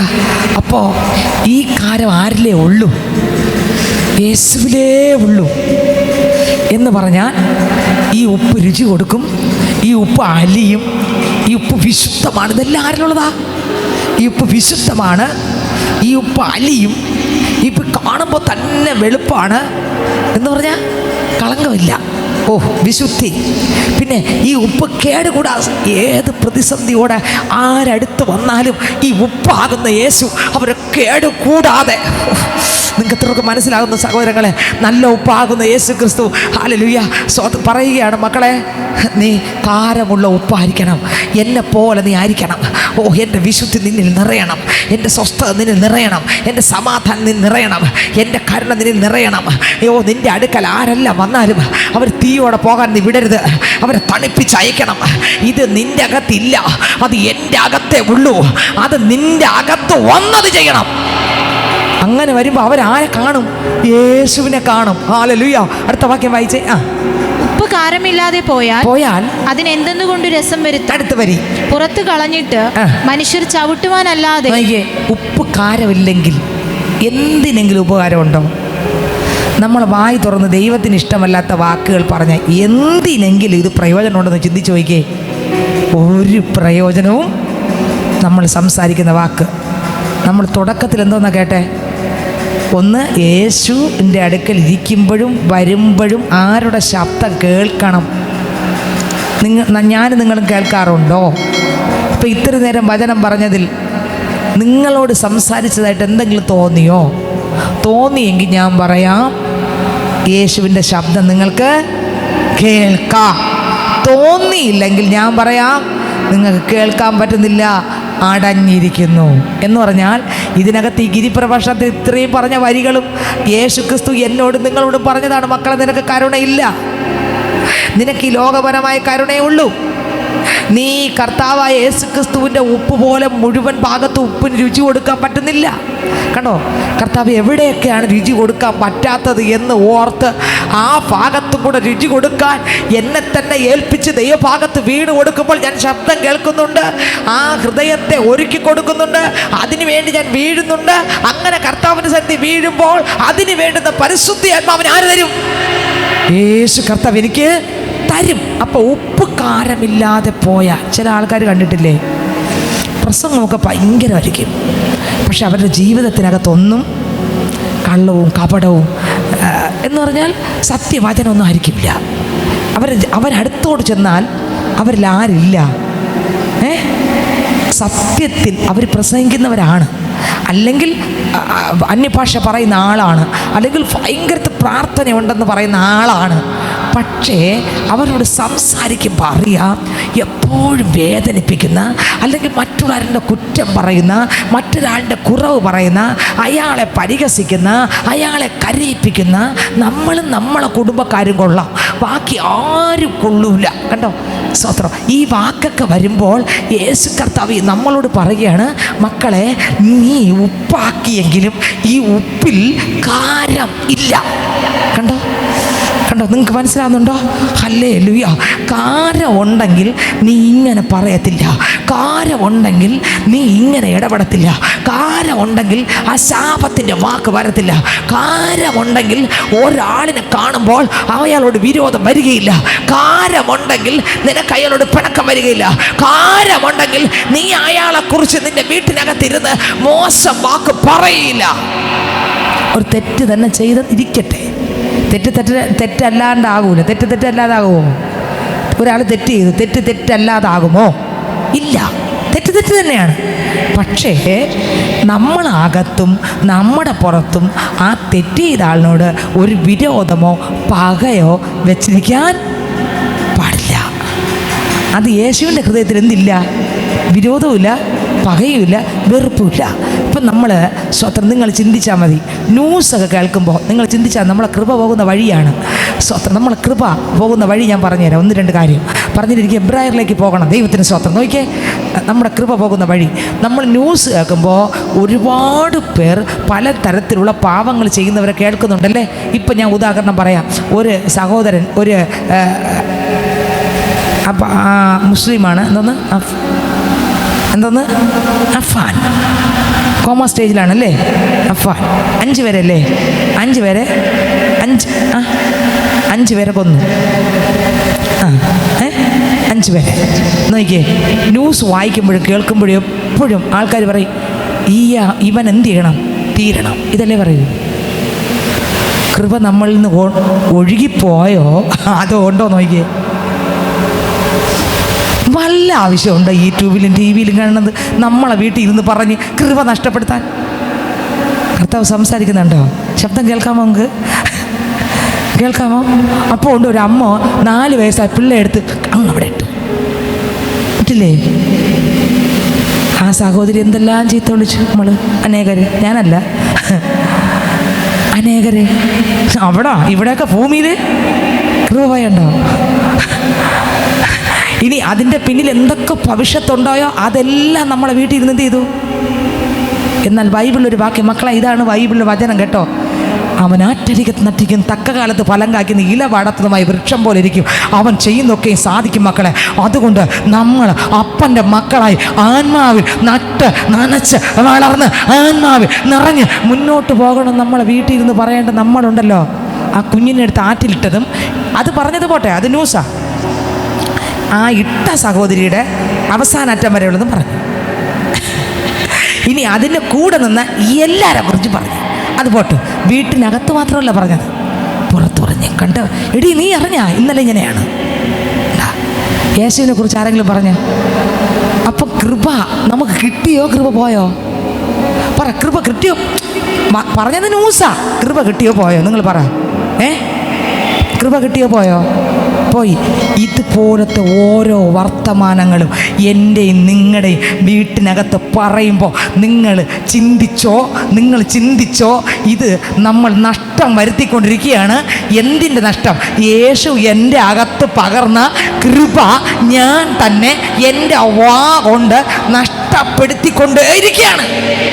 ജീസസ്, നിങ്ങൾ ചിന്തിച്ചു നോക്കിയേ. നമ്മളെല്ലാവരും മൊബൈലിൽ സംസാരിക്കുന്നവരാണ് അല്ലേ? ആണോ? അല്ലേ? ആണ്. ഒരുപാട് നേരം സംസാരിക്കുന്നവരാണ്. പക്ഷേ സംസാരിക്കുമ്പോൾ യേശുവിനെ കുറിച്ച് പറയുന്ന എത്ര പേരുണ്ട്? അതേസമയം മറ്റുള്ളവരുടെ കാര്യം പറയുന്ന എത്ര പേരുണ്ട്? അപ്പം കൃപ പോയോ? ഇല്ലേ? പക്ഷെ യേശുവിനെ കുറിച്ചാണ് പറഞ്ഞെങ്കിലോ? പറ. കൃപ കർത്താവ് സംസാരിക്കും. നിങ്ങൾ കേൾക്കുന്നുണ്ടോ? എത്ര പേര് കേൾക്കുന്നുണ്ട്? കേൾക്കുന്നവർ മാത്രം കരയുയർത്തി കാര്യം പറഞ്ഞേ. ഞാൻ തുടക്കത്തിൽ എന്താന്ന് പറഞ്ഞ, യേശു സംസാരിക്കുന്നത് നമുക്ക് കേൾക്കാൻ പറ്റുന്നുണ്ടോ? ഇപ്പം എത്ര പേര് കേട്ടു? കർത്താവെ ശരിയാണ്. അപ്പം ഞാൻ ഒരു വരി പോലും കർത്താവായ യേശുവിനെ കുറിച്ച്, ക്രിസ്തുവിനെ കുറിച്ച് ഞാൻ ഒരു വരി പോലും കർത്താവെ ശരിയാണ്. അപ്പം ആ ന്യൂസിൽ കിടന്ന എല്ലാം ഞാൻ പറഞ്ഞു. എൻ്റെ പ്രാർത്ഥനയും പോയി, എൻ്റെ ആരാധനയും പോയി, എൻ്റെ സ്തോത്രവും പോയി. ഇപ്പം ബൈബിൾ എടുത്ത കോട്ടോ മാത്രമേ സംഭവമെല്ലാം പോയി. എങ്ങനെ പോയി? ഇതൊക്കെ സംസാരിക്കാൻ തുടങ്ങിയപ്പോൾ നമ്മുടെ കൃപയെല്ലാം എന്ത് ചെയ്തു? അഭിഷേകം എല്ലാം എന്ത് ചെയ്തു? എന്തെങ്കിലും വന്ന് നമുക്ക് വല്ലതും കിട്ടിയോ? ബാങ്ക് അക്കൗണ്ടിൽ വല്ലതും വന്നോ? അക്കൗണ്ടിൽ നമുക്ക് വല്ല പൈസയും വന്നോ? നമ്മൾ ന്യൂസ് കണ്ടു, 1 മണിക്കൂർ ഇരുന്ന് ന്യൂസ് കണ്ടു. എല്ലാവരും പത്രം എടുത്ത് ചിലരൊക്കെ വായിക്കാൻ തുടങ്ങിയാൽ അവസാനം, ആദ്യം മുതൽ അവസാനം പോലും ഒരു വരി പോലും വിടാതെ പത്രം വായിക്കുന്നവരുണ്ട്. ശരിയല്ലേ? വായിക്കുന്നവരുണ്ട്. പക്ഷേ ഞാൻ ചോദിക്കും, പത്രം വായിച്ച് ലോകത്തിലുള്ള എല്ലാ സംഭവം അറിഞ്ഞ് അവിടെ വെട്ടിയത്, ഇവിടെ വെട്ടിയതും, അവിടെ കേസായതും, ഇവിടെ അടിയായതും, ആ അപ്പനെ പിടിച്ചതും, ആ അമ്മയെ പിടിച്ചതും, അയ്യോ 4 പേരെ വെട്ടിക്കൊന്നതും, 5 പേരെ എല്ലാം കേട്ടു. ഡെപ്പോസിറ്റ് വല്ലതും വന്നോ? നമ്മളെ കൃപ പോവേ ഉള്ളൂ. ചിലതൊക്കെ വായിക്കുമ്പോഴും, ചിലതൊക്കെ ചിന്തിക്കുമ്പോഴും, ചിലതൊക്കെ വീട്ടിൽ ഇരുന്ന് പറയുമ്പോഴും നമുക്ക് നഷ്ടമേ വരൂ, ലാഭം വരൂല. പക്ഷേ ലാഭം വരണമെങ്കിൽ യേശുവിനെ കുറിച്ച് പറയാൻ തുടങ്ങുമോ? കേൾക്കുന്നുണ്ടോ? ആരൊക്കെ യേശുവിൻ്റെ ശബ്ദം കേൾക്കുന്നുണ്ട്? ഹല്ലേലൂയ. കുറവാർക്കൊക്കെ മനസ്സിലാവുന്നുണ്ട്? കണ്ടോ? കാരമില്ലാത്ത ഉപ്പായത് എവിടെയൊക്കെ നോക്കിയേ. കണ്ടോ? ന്യൂസ് പറയാൻ തുടങ്ങി. ഉപ്പിനെന്തില്ല, കാരമില്ല. അവളെ പറഞ്ഞു, അവളെ അപ്പനെ പറഞ്ഞു. ചുമ്മയല്ല, ആ അപ്പനും അമ്മയും കൂടെ ശരിയല്ല. കണ്ടോ? ഇപ്പം ആരെ അടുത്തൊക്കെ പോയി? പാലക്കാട് കിടന്ന് അച്ചാമ്മ ചേട്ടത്തിയുടെ അടുത്തും ആ മനുഷ്യൻ്റെ അടുത്തും അവരെ മക്കളെ വീട്ടിനകത്തും മരുമക്കളെ വീട്ടിനകത്തും എത്രയോ എണ്ണത്തിനൊക്കെ ഒന്ന് ജോളി എന്ന സഹോദരിയുടെ വീട്ടിനകത്തും, ഇനി സ്വത്രം കഷായം കലക്കൊടുത്ത ആ ഷാരോൺ എന്ന പിള്ളേരുടെ അടുത്തും, അടുത്ത് ആ മകൾ എത്ര അടുത്ത് പോയി നോക്കിയേ. നമുക്ക് അവരെ പരിചയം പോലും ഇല്ല. വന്നതെല്ലാം ന്യൂസിൽ കൂടെയാണ്. സ്വത്രം അവരെ കാര്യം പറഞ്ഞപ്പോൾ അവർക്ക് നഷ്ടപ്പെടാനൊന്നുമില്ല. നഷ്ടപ്പെട്ടത് എൻ്റെ മേൽ പകർന്ന, നിങ്ങളുടെ മേൽ പകർന്ന പ്രാർത്ഥനയും അഭിഷേകവും കൃപയും കൃപാവരവും ദൈവശക്തിയായിരുന്നു. എന്നെ കേൾക്കുന്ന ദൈവത്തിൻ്റെ പൈതല്, ഉപ്പിൻ്റെ കാരം പോയത് കണ്ടോ? ഉപ്പാകുന്ന, നല്ല ഉപ്പാകുന്ന യേശു ക്രിസ്തു എൻ്റെ അകത്ത് ഇരുന്നെങ്കിൽ ആ ഭാഗത്ത് എനിക്ക് ആരുടെയെങ്കിലും കാര്യം പറയാൻ തോന്നുമോ? ഇല്ല. അവിടെ ഒരു ന്യൂസ് കണ്ടോ? ഓക്കെ, ഞാനങ്ങ് മറിച്ചങ്ങ് പോകും. കാരണം എന്താ? ഈ കാരം നഷ്ടമാക്കി. ഓ ഷീബാലാധര സക്കവന റൂഡിമാന റീബാലാധര. രണ്ടും നമ്മുടെ സഹോദരങ്ങളെ കുറിച്ചായിരിക്കാം നമ്മൾ സംസാരിക്കുന്നത്, നമ്മുടെ ബന്ധുക്കളെ കുറിച്ചായിരിക്കാം, നമ്മുടെ അപ്പനെ കുറിച്ചായിരിക്കാം, നമ്മുടെ അമ്മയെ കുറിച്ചായിരിക്കാം, നമ്മുടെ നാട്ടുകാരെ കുറിച്ചായിരിക്കാം, നമ്മുടെ പ്രിയപ്പെട്ടവരെ കുറിച്ചായിരിക്കാം, നമ്മുടെ കൂട്ടുകാരെ കുറിച്ചായിരിക്കാം സംസാരിക്കുന്നത്, നമ്മുടെ ഫോണിലൂടെ ആയിരിക്കാം സംസാരിക്കുന്നത്. പക്ഷെ ഒരു വരിയെങ്കിലും സംസാരിക്കുമ്പോൾ അതിൻ്റെ ഇടയ്ക്ക് ഹല്ലേലൂയ യേശു അവനെ തൊട്ടാൽ എന്നൊരു വരിയെങ്കിലും വരാറുണ്ടോ? ദൈവത്തിന് സ്തോത്രം. നിങ്ങൾക്ക് മനസ്സിലാകുന്നുണ്ടോ? ഇല്ല എങ്കിൽ ഞാൻ പറയാം, സംസാരിക്കേണ്ടതല്ല സംസാരിച്ചോ. ഹല്ലേലൂയ. സ്തോത്രം പറയേണ്ടതല്ല സ്തോത്രം പറഞ്ഞോ. ഓ സ്തോത്രം. ഹല്ലേലൂയ. പ്രൈസിലോട് പറഞ്ഞ് കരം കൊടുക്കേണ്ടതല്ല കരം കൊടുത്തോ. ചിരിക്കേണ്ടതല്ല ചിരിച്ചോ. മിണ്ടേണ്ടതല്ല, ഞാൻ 100% പറഞ്ഞു, എല്ലാവരും സംസാരിക്കണം. ഓ സ്തോത്രം. ഫോൺ വിളിക്കേണ്ടതല്ല, എല്ലാവരെയും വിളി.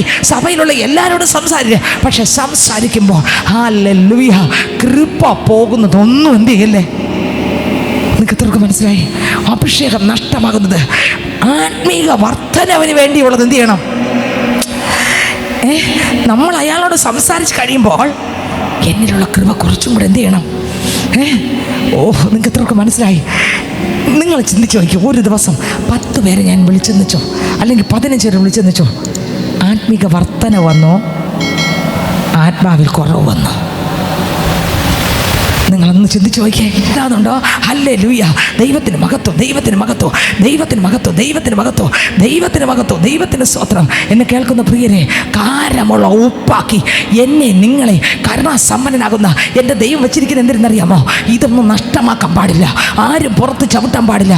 പക്ഷേ ഞാൻ നോക്കിയേ, ആ സ്തോത്രം ന്യൂസ് ഞാൻ വായിച്ചു, ന്യൂസ് ഞാൻ യൂട്യൂബിൽ കേട്ടു, അല്ലെങ്കിൽ ന്യൂസ് ഞാൻ TV-യിൽ കേട്ട് ഞാൻ വീട്ടിൽ ഇരുന്ന് എല്ലാവരോടും കൂടെ സംസാരിച്ചു. കണ്ടോ, ഇതൊക്കെയാണ്. അപ്പോഴുണ്ടല്ലോ എന്ത് സംഭവിച്ചെന്നറിയാമോ? ആ കാരം എന്നെ വിട്ടുപോയി, പിന്നെ എന്നെ ചവിട്ടാൻ തുടങ്ങി. എൻ്റെ കൃപ പോയി, എൻ്റെ ഹൃദയത്തിനകത്തുള്ളൊരു ആനന്ദം പോയി, എൻ്റെ ഹൃദയത്തിനകത്തുള്ള സമാധാനം പോയി, എൻ്റെ ഹൃദയത്തിനകത്തുള്ള സ്വസ്ഥത പോയി.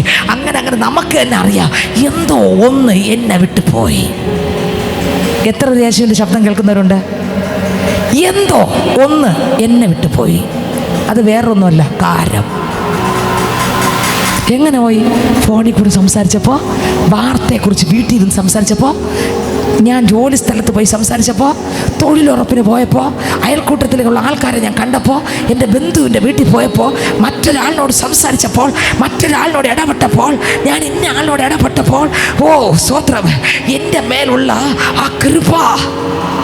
മേഖലയ്ക്കകത്തും കള്ളം പറയാൻ, കൃപ നഷ്ടപ്പെടുത്താൻ, മറ്റുള്ളവരുടെ കുറവ് പറയാൻ, മറ്റുള്ളവരുടെ കുറ്റം പറയാൻ, ന്യൂസിലുള്ള കാര്യങ്ങൾ കേൾക്കുമ്പോൾ തന്നെ അത് അങ്ങനെയല്ല ഇങ്ങനെയെന്ന് പറയാൻ സ്തോത്രം നമ്മൾ വില കൊടുക്കുന്ന സമയം വേദവസ്തുക്കൾ എടുത്ത് വെക്കണം. അങ്ങനെ ആരെങ്കിലും കുറിച്ച് നിങ്ങളെ വീട്ടിനകത്ത് പറഞ്ഞ ഉടനെ നിങ്ങൾ കൃപയുള്ള ആളാണെങ്കിൽ നിങ്ങൾ പറയണം, സ്റ്റോപ്പ്, വേണ്ട, മതി, നമുക്കത് പറഞ്ഞ് എന്ത് നേടാൻ. നിങ്ങൾ ആരെങ്കിലും പറയാറുണ്ടോ ഈ വരി? സിസ്റ്റർ എന്തോന്ന് പറയാം, ഞങ്ങൾക്ക് കാര്യം പറയാൻ കിട്ടുന്ന സമയം നിങ്ങൾ ഇതൊക്കെ പറഞ്ഞാൽ? കണ്ടോ, ഇതാണ് സംഭവം. പ്രാർത്ഥന പോകുന്ന എവിടെ? കൃപ പോകുന്ന എവിടെ? അഭിഷേകം പോകുന്ന എവിടെ? സ്തോത്രം. ഒരു വേസ്റ്റായി നമ്മൾ മാറുന്നത് എവിടെ? നമ്മുടെ വായിലൂടെ ദൈവഹിതമല്ലാത്ത കാരമുള്ള ഉപ്പാകുന്ന ആ കാരം എന്നെ വിട്ട് പോകുമ്പോൾ ഞാൻ ചവിട്ടേക്കുന്ന ഒരു വ്യക്തിയായി മാറുന്നു. ഇന്ന് പകൽക്കാലം ഞാൻ പറയട്ടെ, എന്നെ കർത്താവാക്കിയിരിക്കുന്നത് ശാലിനി, നീ കാരമുള്ള ഉപ്പായിരിക്കണം. എവിടെ പോയാലും, എന്തൊക്കെ വന്നാലും, എന്തൊക്കെ ചെയ്താലും ശരി, നിന്റെ മേൽ ഞാൻ തന്നിരിക്കുന്ന കൃപ നഷ്ടപ്പെടുന്നതൊന്നും നിന്റെ അകത്ത് വരല്. ജീവിതത്തിന്റെ ഏതെല്ലാം മേഖലകളോട് പോയാലും കൃപ നഷ്ടമാകരുത്. നിങ്ങൾ ചിന്തിച്ചു നോക്കിക്കേ. സ്വത്രം, ഉപ്പ് കാരമില്ലെങ്കിൽ നമ്മൾ ഉപയോഗിക്കുമോ? ഇല്ല. പിന്നെ ആ ഉപ്പ് കാരമില്ലാത്ത ആളുടെ പ്രസംഗത്തിലൂടെ ദൈവത്തിന്റെ കൃപ ഇറങ്ങുമോ? എത്ര പാട്ട് പാടിയാലും ഇറങ്ങൂല, എത്ര പ്രസംഗം പ്രസംഗിച്ചാലും കാരമില്ലെങ്കിൽ ചവിട്ടാനേ. ഇനി അവൾ കൃപ പൊയ്ക്കഴിഞ്ഞാൽ നമ്മൾ വേസ്റ്റാണ്. കർത്താവിൻ്റെ കൃപ ഇല്ലയോ, നമ്മളിനി എന്തൊക്കെ ചെയ്താലും അതിൽ കാരം കാണില്ല.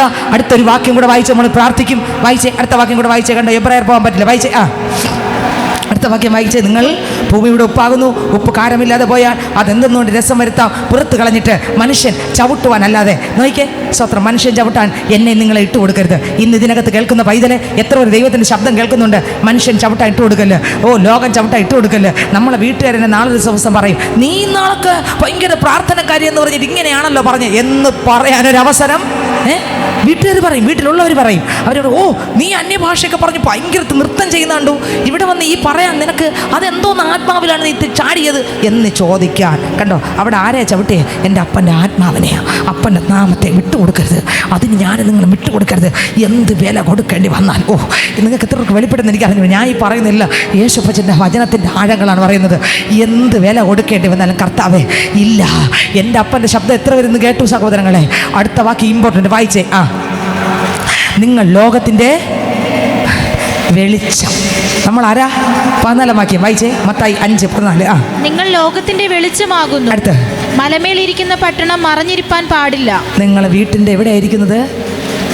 വീട്ടിൻ്റെ മുകളറ്റത്തിരിക്കുന്ന ആരാ? അഭിഷേകമുള്ള പൈതൽ. അഭിഷേകമുള്ള പൈതലിന് വീട്ടിൽ എവിടെ വച്ചിരിക്കുന്നു? അപ്പോഴുണ്ട് നമ്മുടെ കള്ളക്കളികളെല്ലാം കണ്ടിട്ട് വീട്ടിലുള്ളവർ, നീയാണോ ഭയങ്കര കൃപാവരോഗം എന്നൊക്കെ പറഞ്ഞു. കണ്ടോ വിളക്ക് എവിടെ? ഇപ്പം മുകളിലിരുന്ന് വിളക്ക് ഇപ്പോൾ എവിടെ വന്ന് വരുന്നു? 2 പേര് വർത്താനം പറഞ്ഞപ്പോൾ താഴെ. നിങ്ങൾ ഇനി അവരോട് സുവിശേഷം പറയാൻ പറ്റുമോ? എന്താ കാര്യം? നമ്മളിലുള്ള കുഴപ്പം ആര് കണ്ടു? വീട്ടിനകത്ത് ഉള്ളവർക്ക് കണ്ടു അല്ലേ? അവർ കളിയാക്കിയല്ലേ? ഇപ്പം പുറത്ത് നമ്മൾ വിളക്കെന്ന് പറയുന്നെങ്കിൽ എന്തല്ല, നിങ്ങൾക്ക് മനസ്സിലായോ? അതിന് നമ്മൾ എന്ത് ചെയ്യില്ല? അവസരം വീട്ടിനകത്തും വീട്ടിൻ്റെ പുറത്തും യേശുപ്പാ ഞാൻ വെളിച്ചമായി ജീവിക്കാൻ എന്നെ തരുന്നു. അശുദ്ധി എന്നെ വിട്ട് മാറട്ടെ, പാപ സ്വഭാവം എന്നെ വിട്ട് മാറട്ടെ. കാരമില്ലാത്ത ഉപ്പായി എനിക്ക് ജീവിക്കണ്ട. ഒരു ദിവസം ജീവിച്ചാലും 1 വർഷം ജീവിച്ചാലും 500 എത്ര വർഷമാണ് എനിക്ക് ദൈവം ആയുസ് തരുന്നത്, അത്രയും വർഷവും യേശുവേ ഒരു കാരമുള്ള ഉപ്പായി, തണ്ടിന്മേൽ വെച്ച വിളക്കായി, മലമേലിരിക്കുന്ന പട്ടണമായി, മറഞ്ഞിരിക്കാത്തൊരു പൈതലായി, ഒരു വിശുദ്ധ മണവാട്ടിയായി, പ്രാർത്ഥനയുള്ള ആരാധനയുള്ള ദൈവത്തിൻ്റെ ആത്മാവിനാൽ നിറഞ്ഞ ദൈവത്തിൻ്റെ ഹിതം തിരിച്ചറിയുന്ന യേശുവിൻ്റെ ശബ്ദം എപ്പോഴും ആർക്കൊക്കെ ആഗ്രഹമുണ്ട്? യേശുവിൻ്റെ ശബ്ദം എപ്പോഴും കേൾക്കുന്ന, യേശുവിൻ്റെ നാമത്തെ എപ്പോഴും മഹത്വമായി മാറുന്ന ഒരാളായി എനിക്ക് മാറണപ്പാ. യേശു ഒരാളായി എനിക്ക് മാറണപ്പാ. യേശു ഒരാളായി എനിക്ക് മാറണപ്പാ. എൻ്റെ ജീവിതത്തിനകത്ത് മാറ്റം വരണം. അടുത്ത വാക്യം കൂടെ വായിച്ചേ. ആ വാക്യത്തിൻ്റെ അടുത്ത വാക്യം. വിളക്കു കത്തിച്ച് പറയിൻ കീഴല്ല തണ്ടിന്മേലത്രേ വെക്കുന്നത്. തണ്ടിന്മേലത്രേ വെക്കുന്നത്. അപ്പോൾ അത് വീട്ടിലുള്ള എല്ലാവർക്കും, നോക്കിയ വീട്ടിനകത്തുള്ള എല്ലാവർക്കും പ്രകാശിക്കുന്നു. അങ്ങനെ തന്നെ മനുഷ്യർ, നോക്കിയേ, ഒന്ന് വീട്ടിനകത്ത് ഈ പ്രകാശം പ്രകാശിക്കുക. അപ്പോൾ കൊണ്ട് വീട്ടിനകത്ത് ഞാൻ കള്ളം പറഞ്ഞാൽ എന്ത് സംഭവിക്കും? വീട്ടുകാരെന്തെന്ന് പറയും? അയ്യേ ചാടിയും തുള്ളിയത് മാത്രം പറയൂല്ലേ? വിളക്കിപ്പോൾ എവിടെ വന്ന് വീണു? കൃപ പോയോ ഇല്ലേ? നിങ്ങൾക്ക് ഞാൻ ഈ പറയുന്ന എത്രത്തോളം നിങ്ങൾക്ക് മനസ്സിലാവും. കൃപ പോയോ ഇല്ലേ? യേശുവിൻ്റെ ശബ്ദം എത്ര പേര് കേട്ടു? ഇതെല്ലാം പറഞ്ഞുകൊണ്ടിരിക്കുന്ന ആരാ? എന്തിനാണിത് പറയുന്നത്? ഈ വീണ വിളക്ക് ഇനി വീഴാതിരിക്കാൻ നിന്ന മുകളിൽ എത്തണമെങ്കിൽ ഈ കുറവിനെ നികന്ന് ആ കൃപ പ്രാപിച്ച് മടങ്ങി വരുമ്പോൾ വീട്ടിനകത്ത് രക്ഷിക്കപ്പെടാത്തവരെന്ത് ചെയ്യും? നിങ്ങൾക്ക് എത്രയൊക്കെ മനസ്സിലായി? അവരൊക്കെ രക്ഷിക്കപ്പെടണോ വേണ്ടേ? അവരൊക്കെ സ്വർഗത്തിൽ എത്ര എത്തണ്ടേ? കർത്താവിൻ്റെ മുൻ മുട്ടുമടക്കണോ വേണ്ടേ? വേണം. പക്ഷേ അപ്പോൾ ആദ്യം എന്നെ എവിടെ വച്ചിരിക്കുന്നു? തണ്ടിന്മേൽ. ആ വിളക്ക് താഴെ വീഴാതിരുന്നാൽ ചില ദിവസം കഴിയുമ്പോൾ ഈ വെളിച്ചം തട്ടി. ഏത് വെളിച്ചം?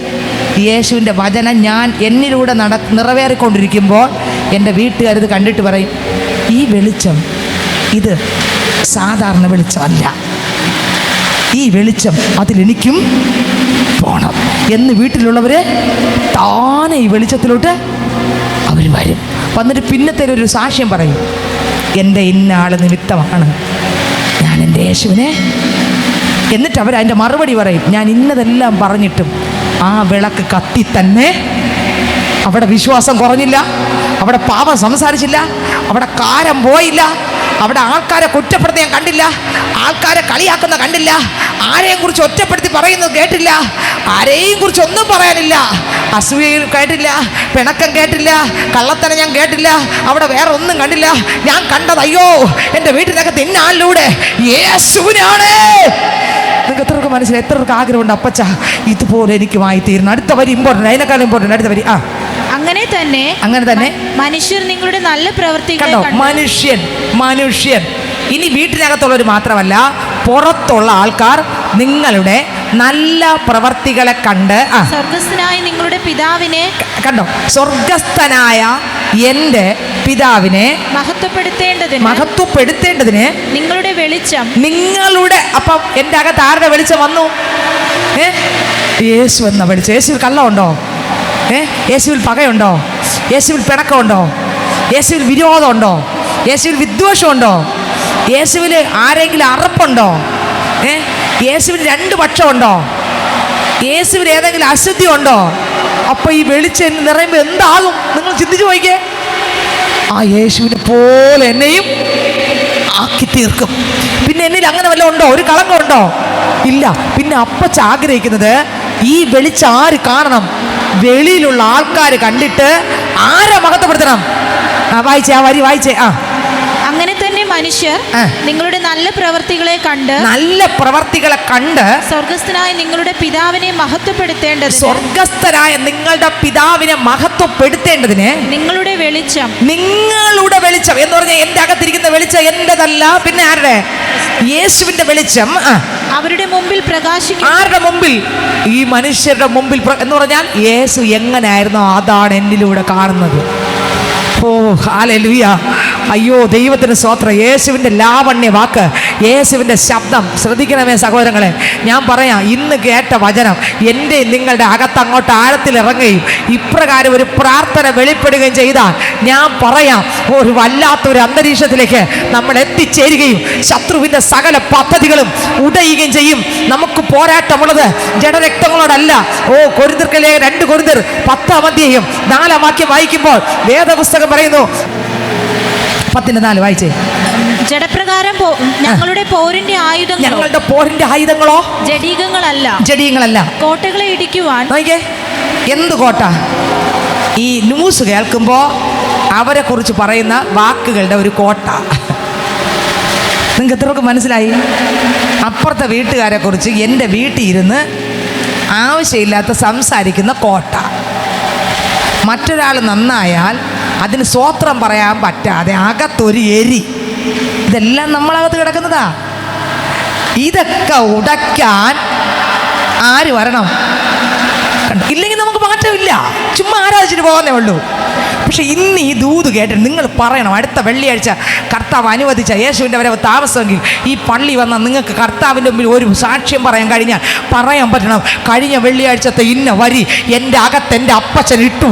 അതിനുശേഷം വെള്ളി, ശനി, ഞായർ, തിങ്കൾ, ചൊവ്വ, ബുധൻ, വ്യാഴം വരെയും ഇതാ ഇന്നത്തെ ഉപവാസ പ്രാർത്ഥനയ്ക്ക് വരുന്നത് വരെയും ആ സ്വഭാവം എൻ്റെ മേൽ വന്നില്ല. ഇപ്പം ഞാൻ ഇന്ന ആളിനെ കുറിച്ച് എപ്പോഴും അപവാദം പറയുമായിരുന്നു, അതിപ്പോൾ വന്നില്ല. കള്ളത്തനം പറയുമായിരുന്നു, വന്നില്ല. അസൂയ എൻ്റെ അകത്ത് വരുമായിരുന്നു, ഇപ്പം വന്നില്ല. കാരണം എന്താ?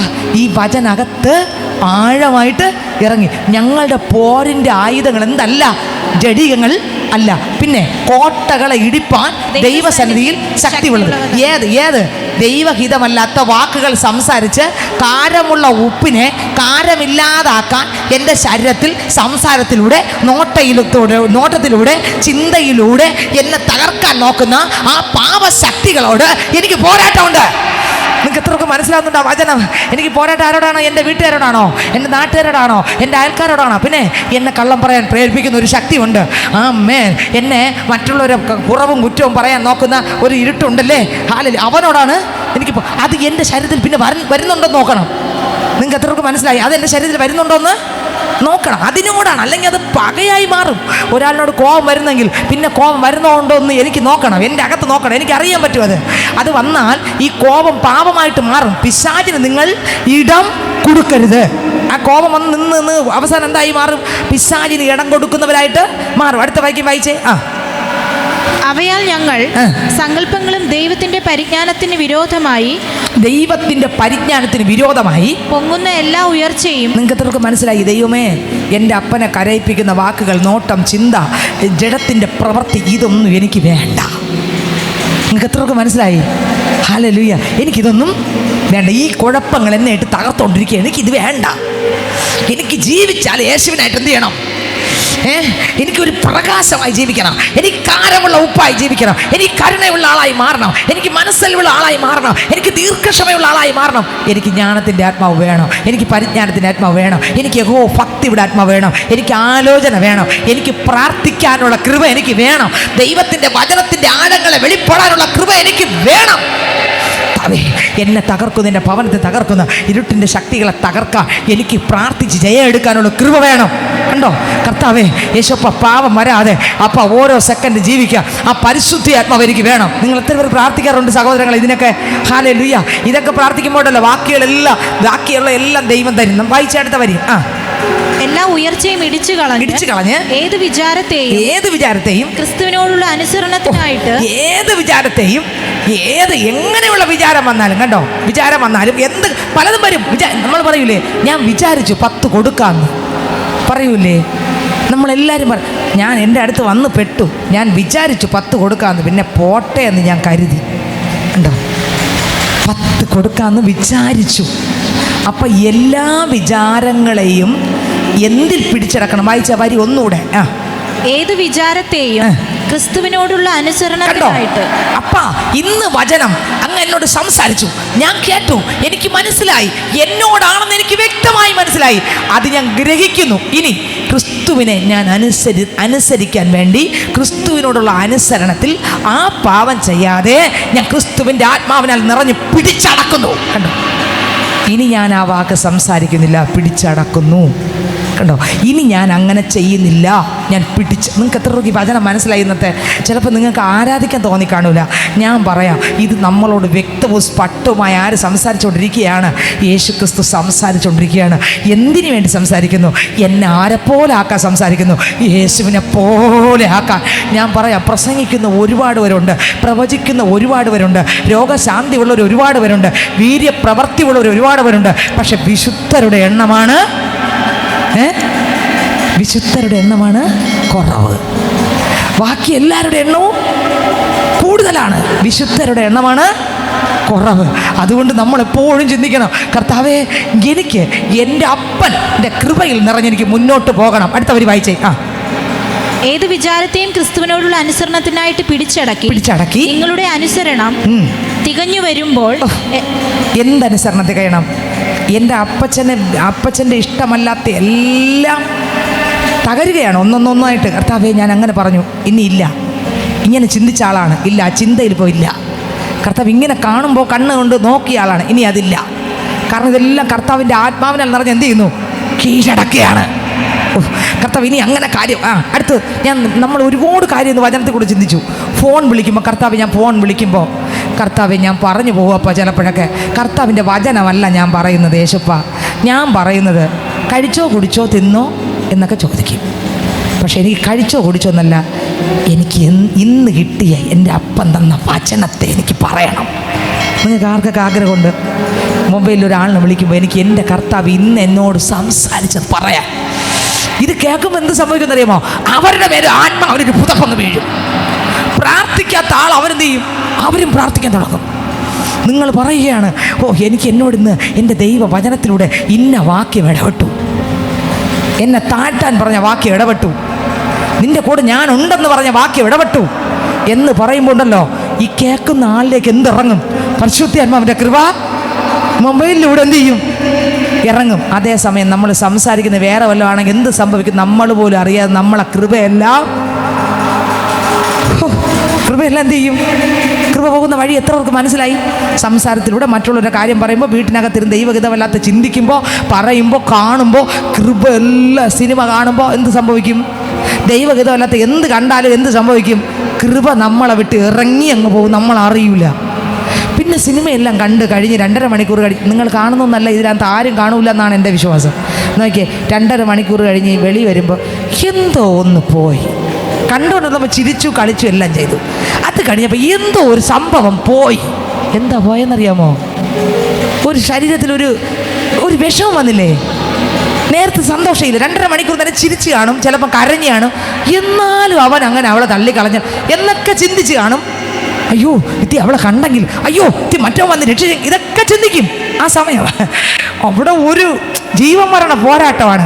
പക്ഷെ ഞാൻ ചോദിക്കട്ടെ സഹോദരങ്ങളെ, ഇതെല്ലാം കഴിഞ്ഞപ്പോൾ നമ്മൾ ഈ സിനിമയുടെ എല്ലാം കഴിഞ്ഞു, അന്തരീക്ഷം മാറി, നമുക്കെന്തോ നഷ്ടപ്പെട്ടതായിട്ട് തോന്നുന്നുണ്ടോ? ഇല്ലേ? എന്താ നഷ്ടപ്പെട്ടെ? സ്വർഗത്തിൽ ദൈവം തന്ന ആ കൃപ പോയി. അവിടെയാണ് നമ്മൾ ശൂന്യമായത്. പിന്നെ വല്ല കാര്യമുണ്ടോ? അന്ന് പിന്നെ പ്രാർത്ഥന, പ്രാർത്ഥിക്കും പേടിക്കാതിരിക്കാൻ വേണ്ടി 2 വരി. ഇന്നാളൊരു പറഞ്ഞോളെ, സ്തോത്രം, ഞാൻ ചോദിച്ചു, നീ ഇങ്ങനെ, അത് അന്ന് ഞാൻ വചനം വായിക്കാത്തതുകൊണ്ടാണ് കണ്ടതെന്ന്. എനിക്ക് പറയാനുള്ള ഫോണിൽ കൂടെ ആയതുകൊണ്ട് പറയാൻ പറ്റാത്തതുകൊണ്ട് പിന്നെ ഒന്നും വേണ്ടിയില്ല. അന്ന് പേടിക്കാൻ കാരണം അന്ന് വചനം വായിച്ചില്ല, അതാണ് പേടിച്ചത്. അപ്പം വചനം വായിക്കുന്നത് പേടി മാറല്ല വചനം വായിക്കുന്നത്. പിന്നെ എന്തിനെ?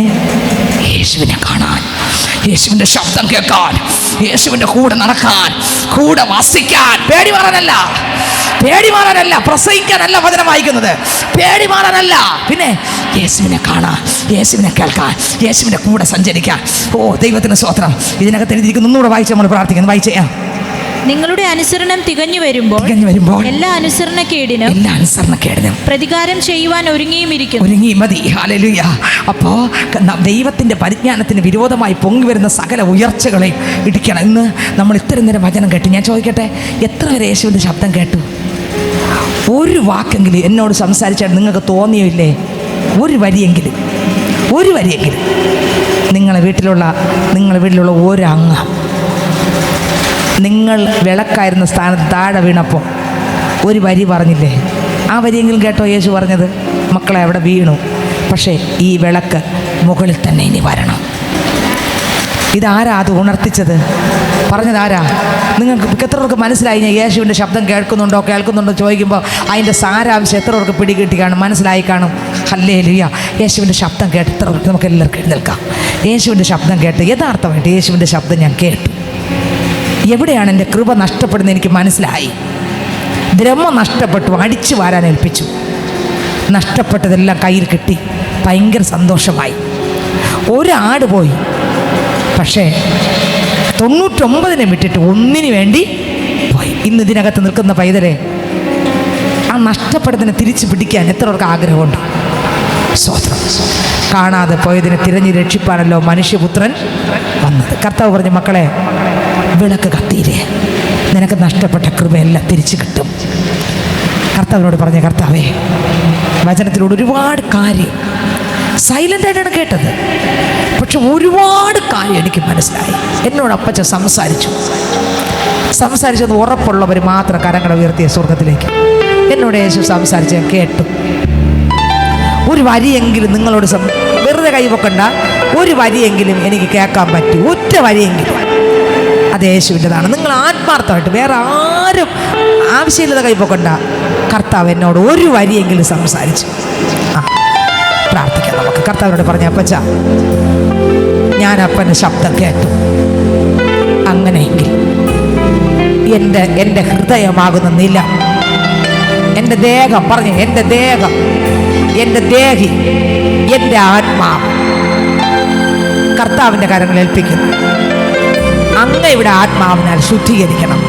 പറഞ്ഞ്, അങ്ങയുടെ ആത്മാവിനാൽ എൻ്റെ ദേഹം, ദേഹി, ആത്മാവിനെ ശുദ്ധീകരിക്കണം.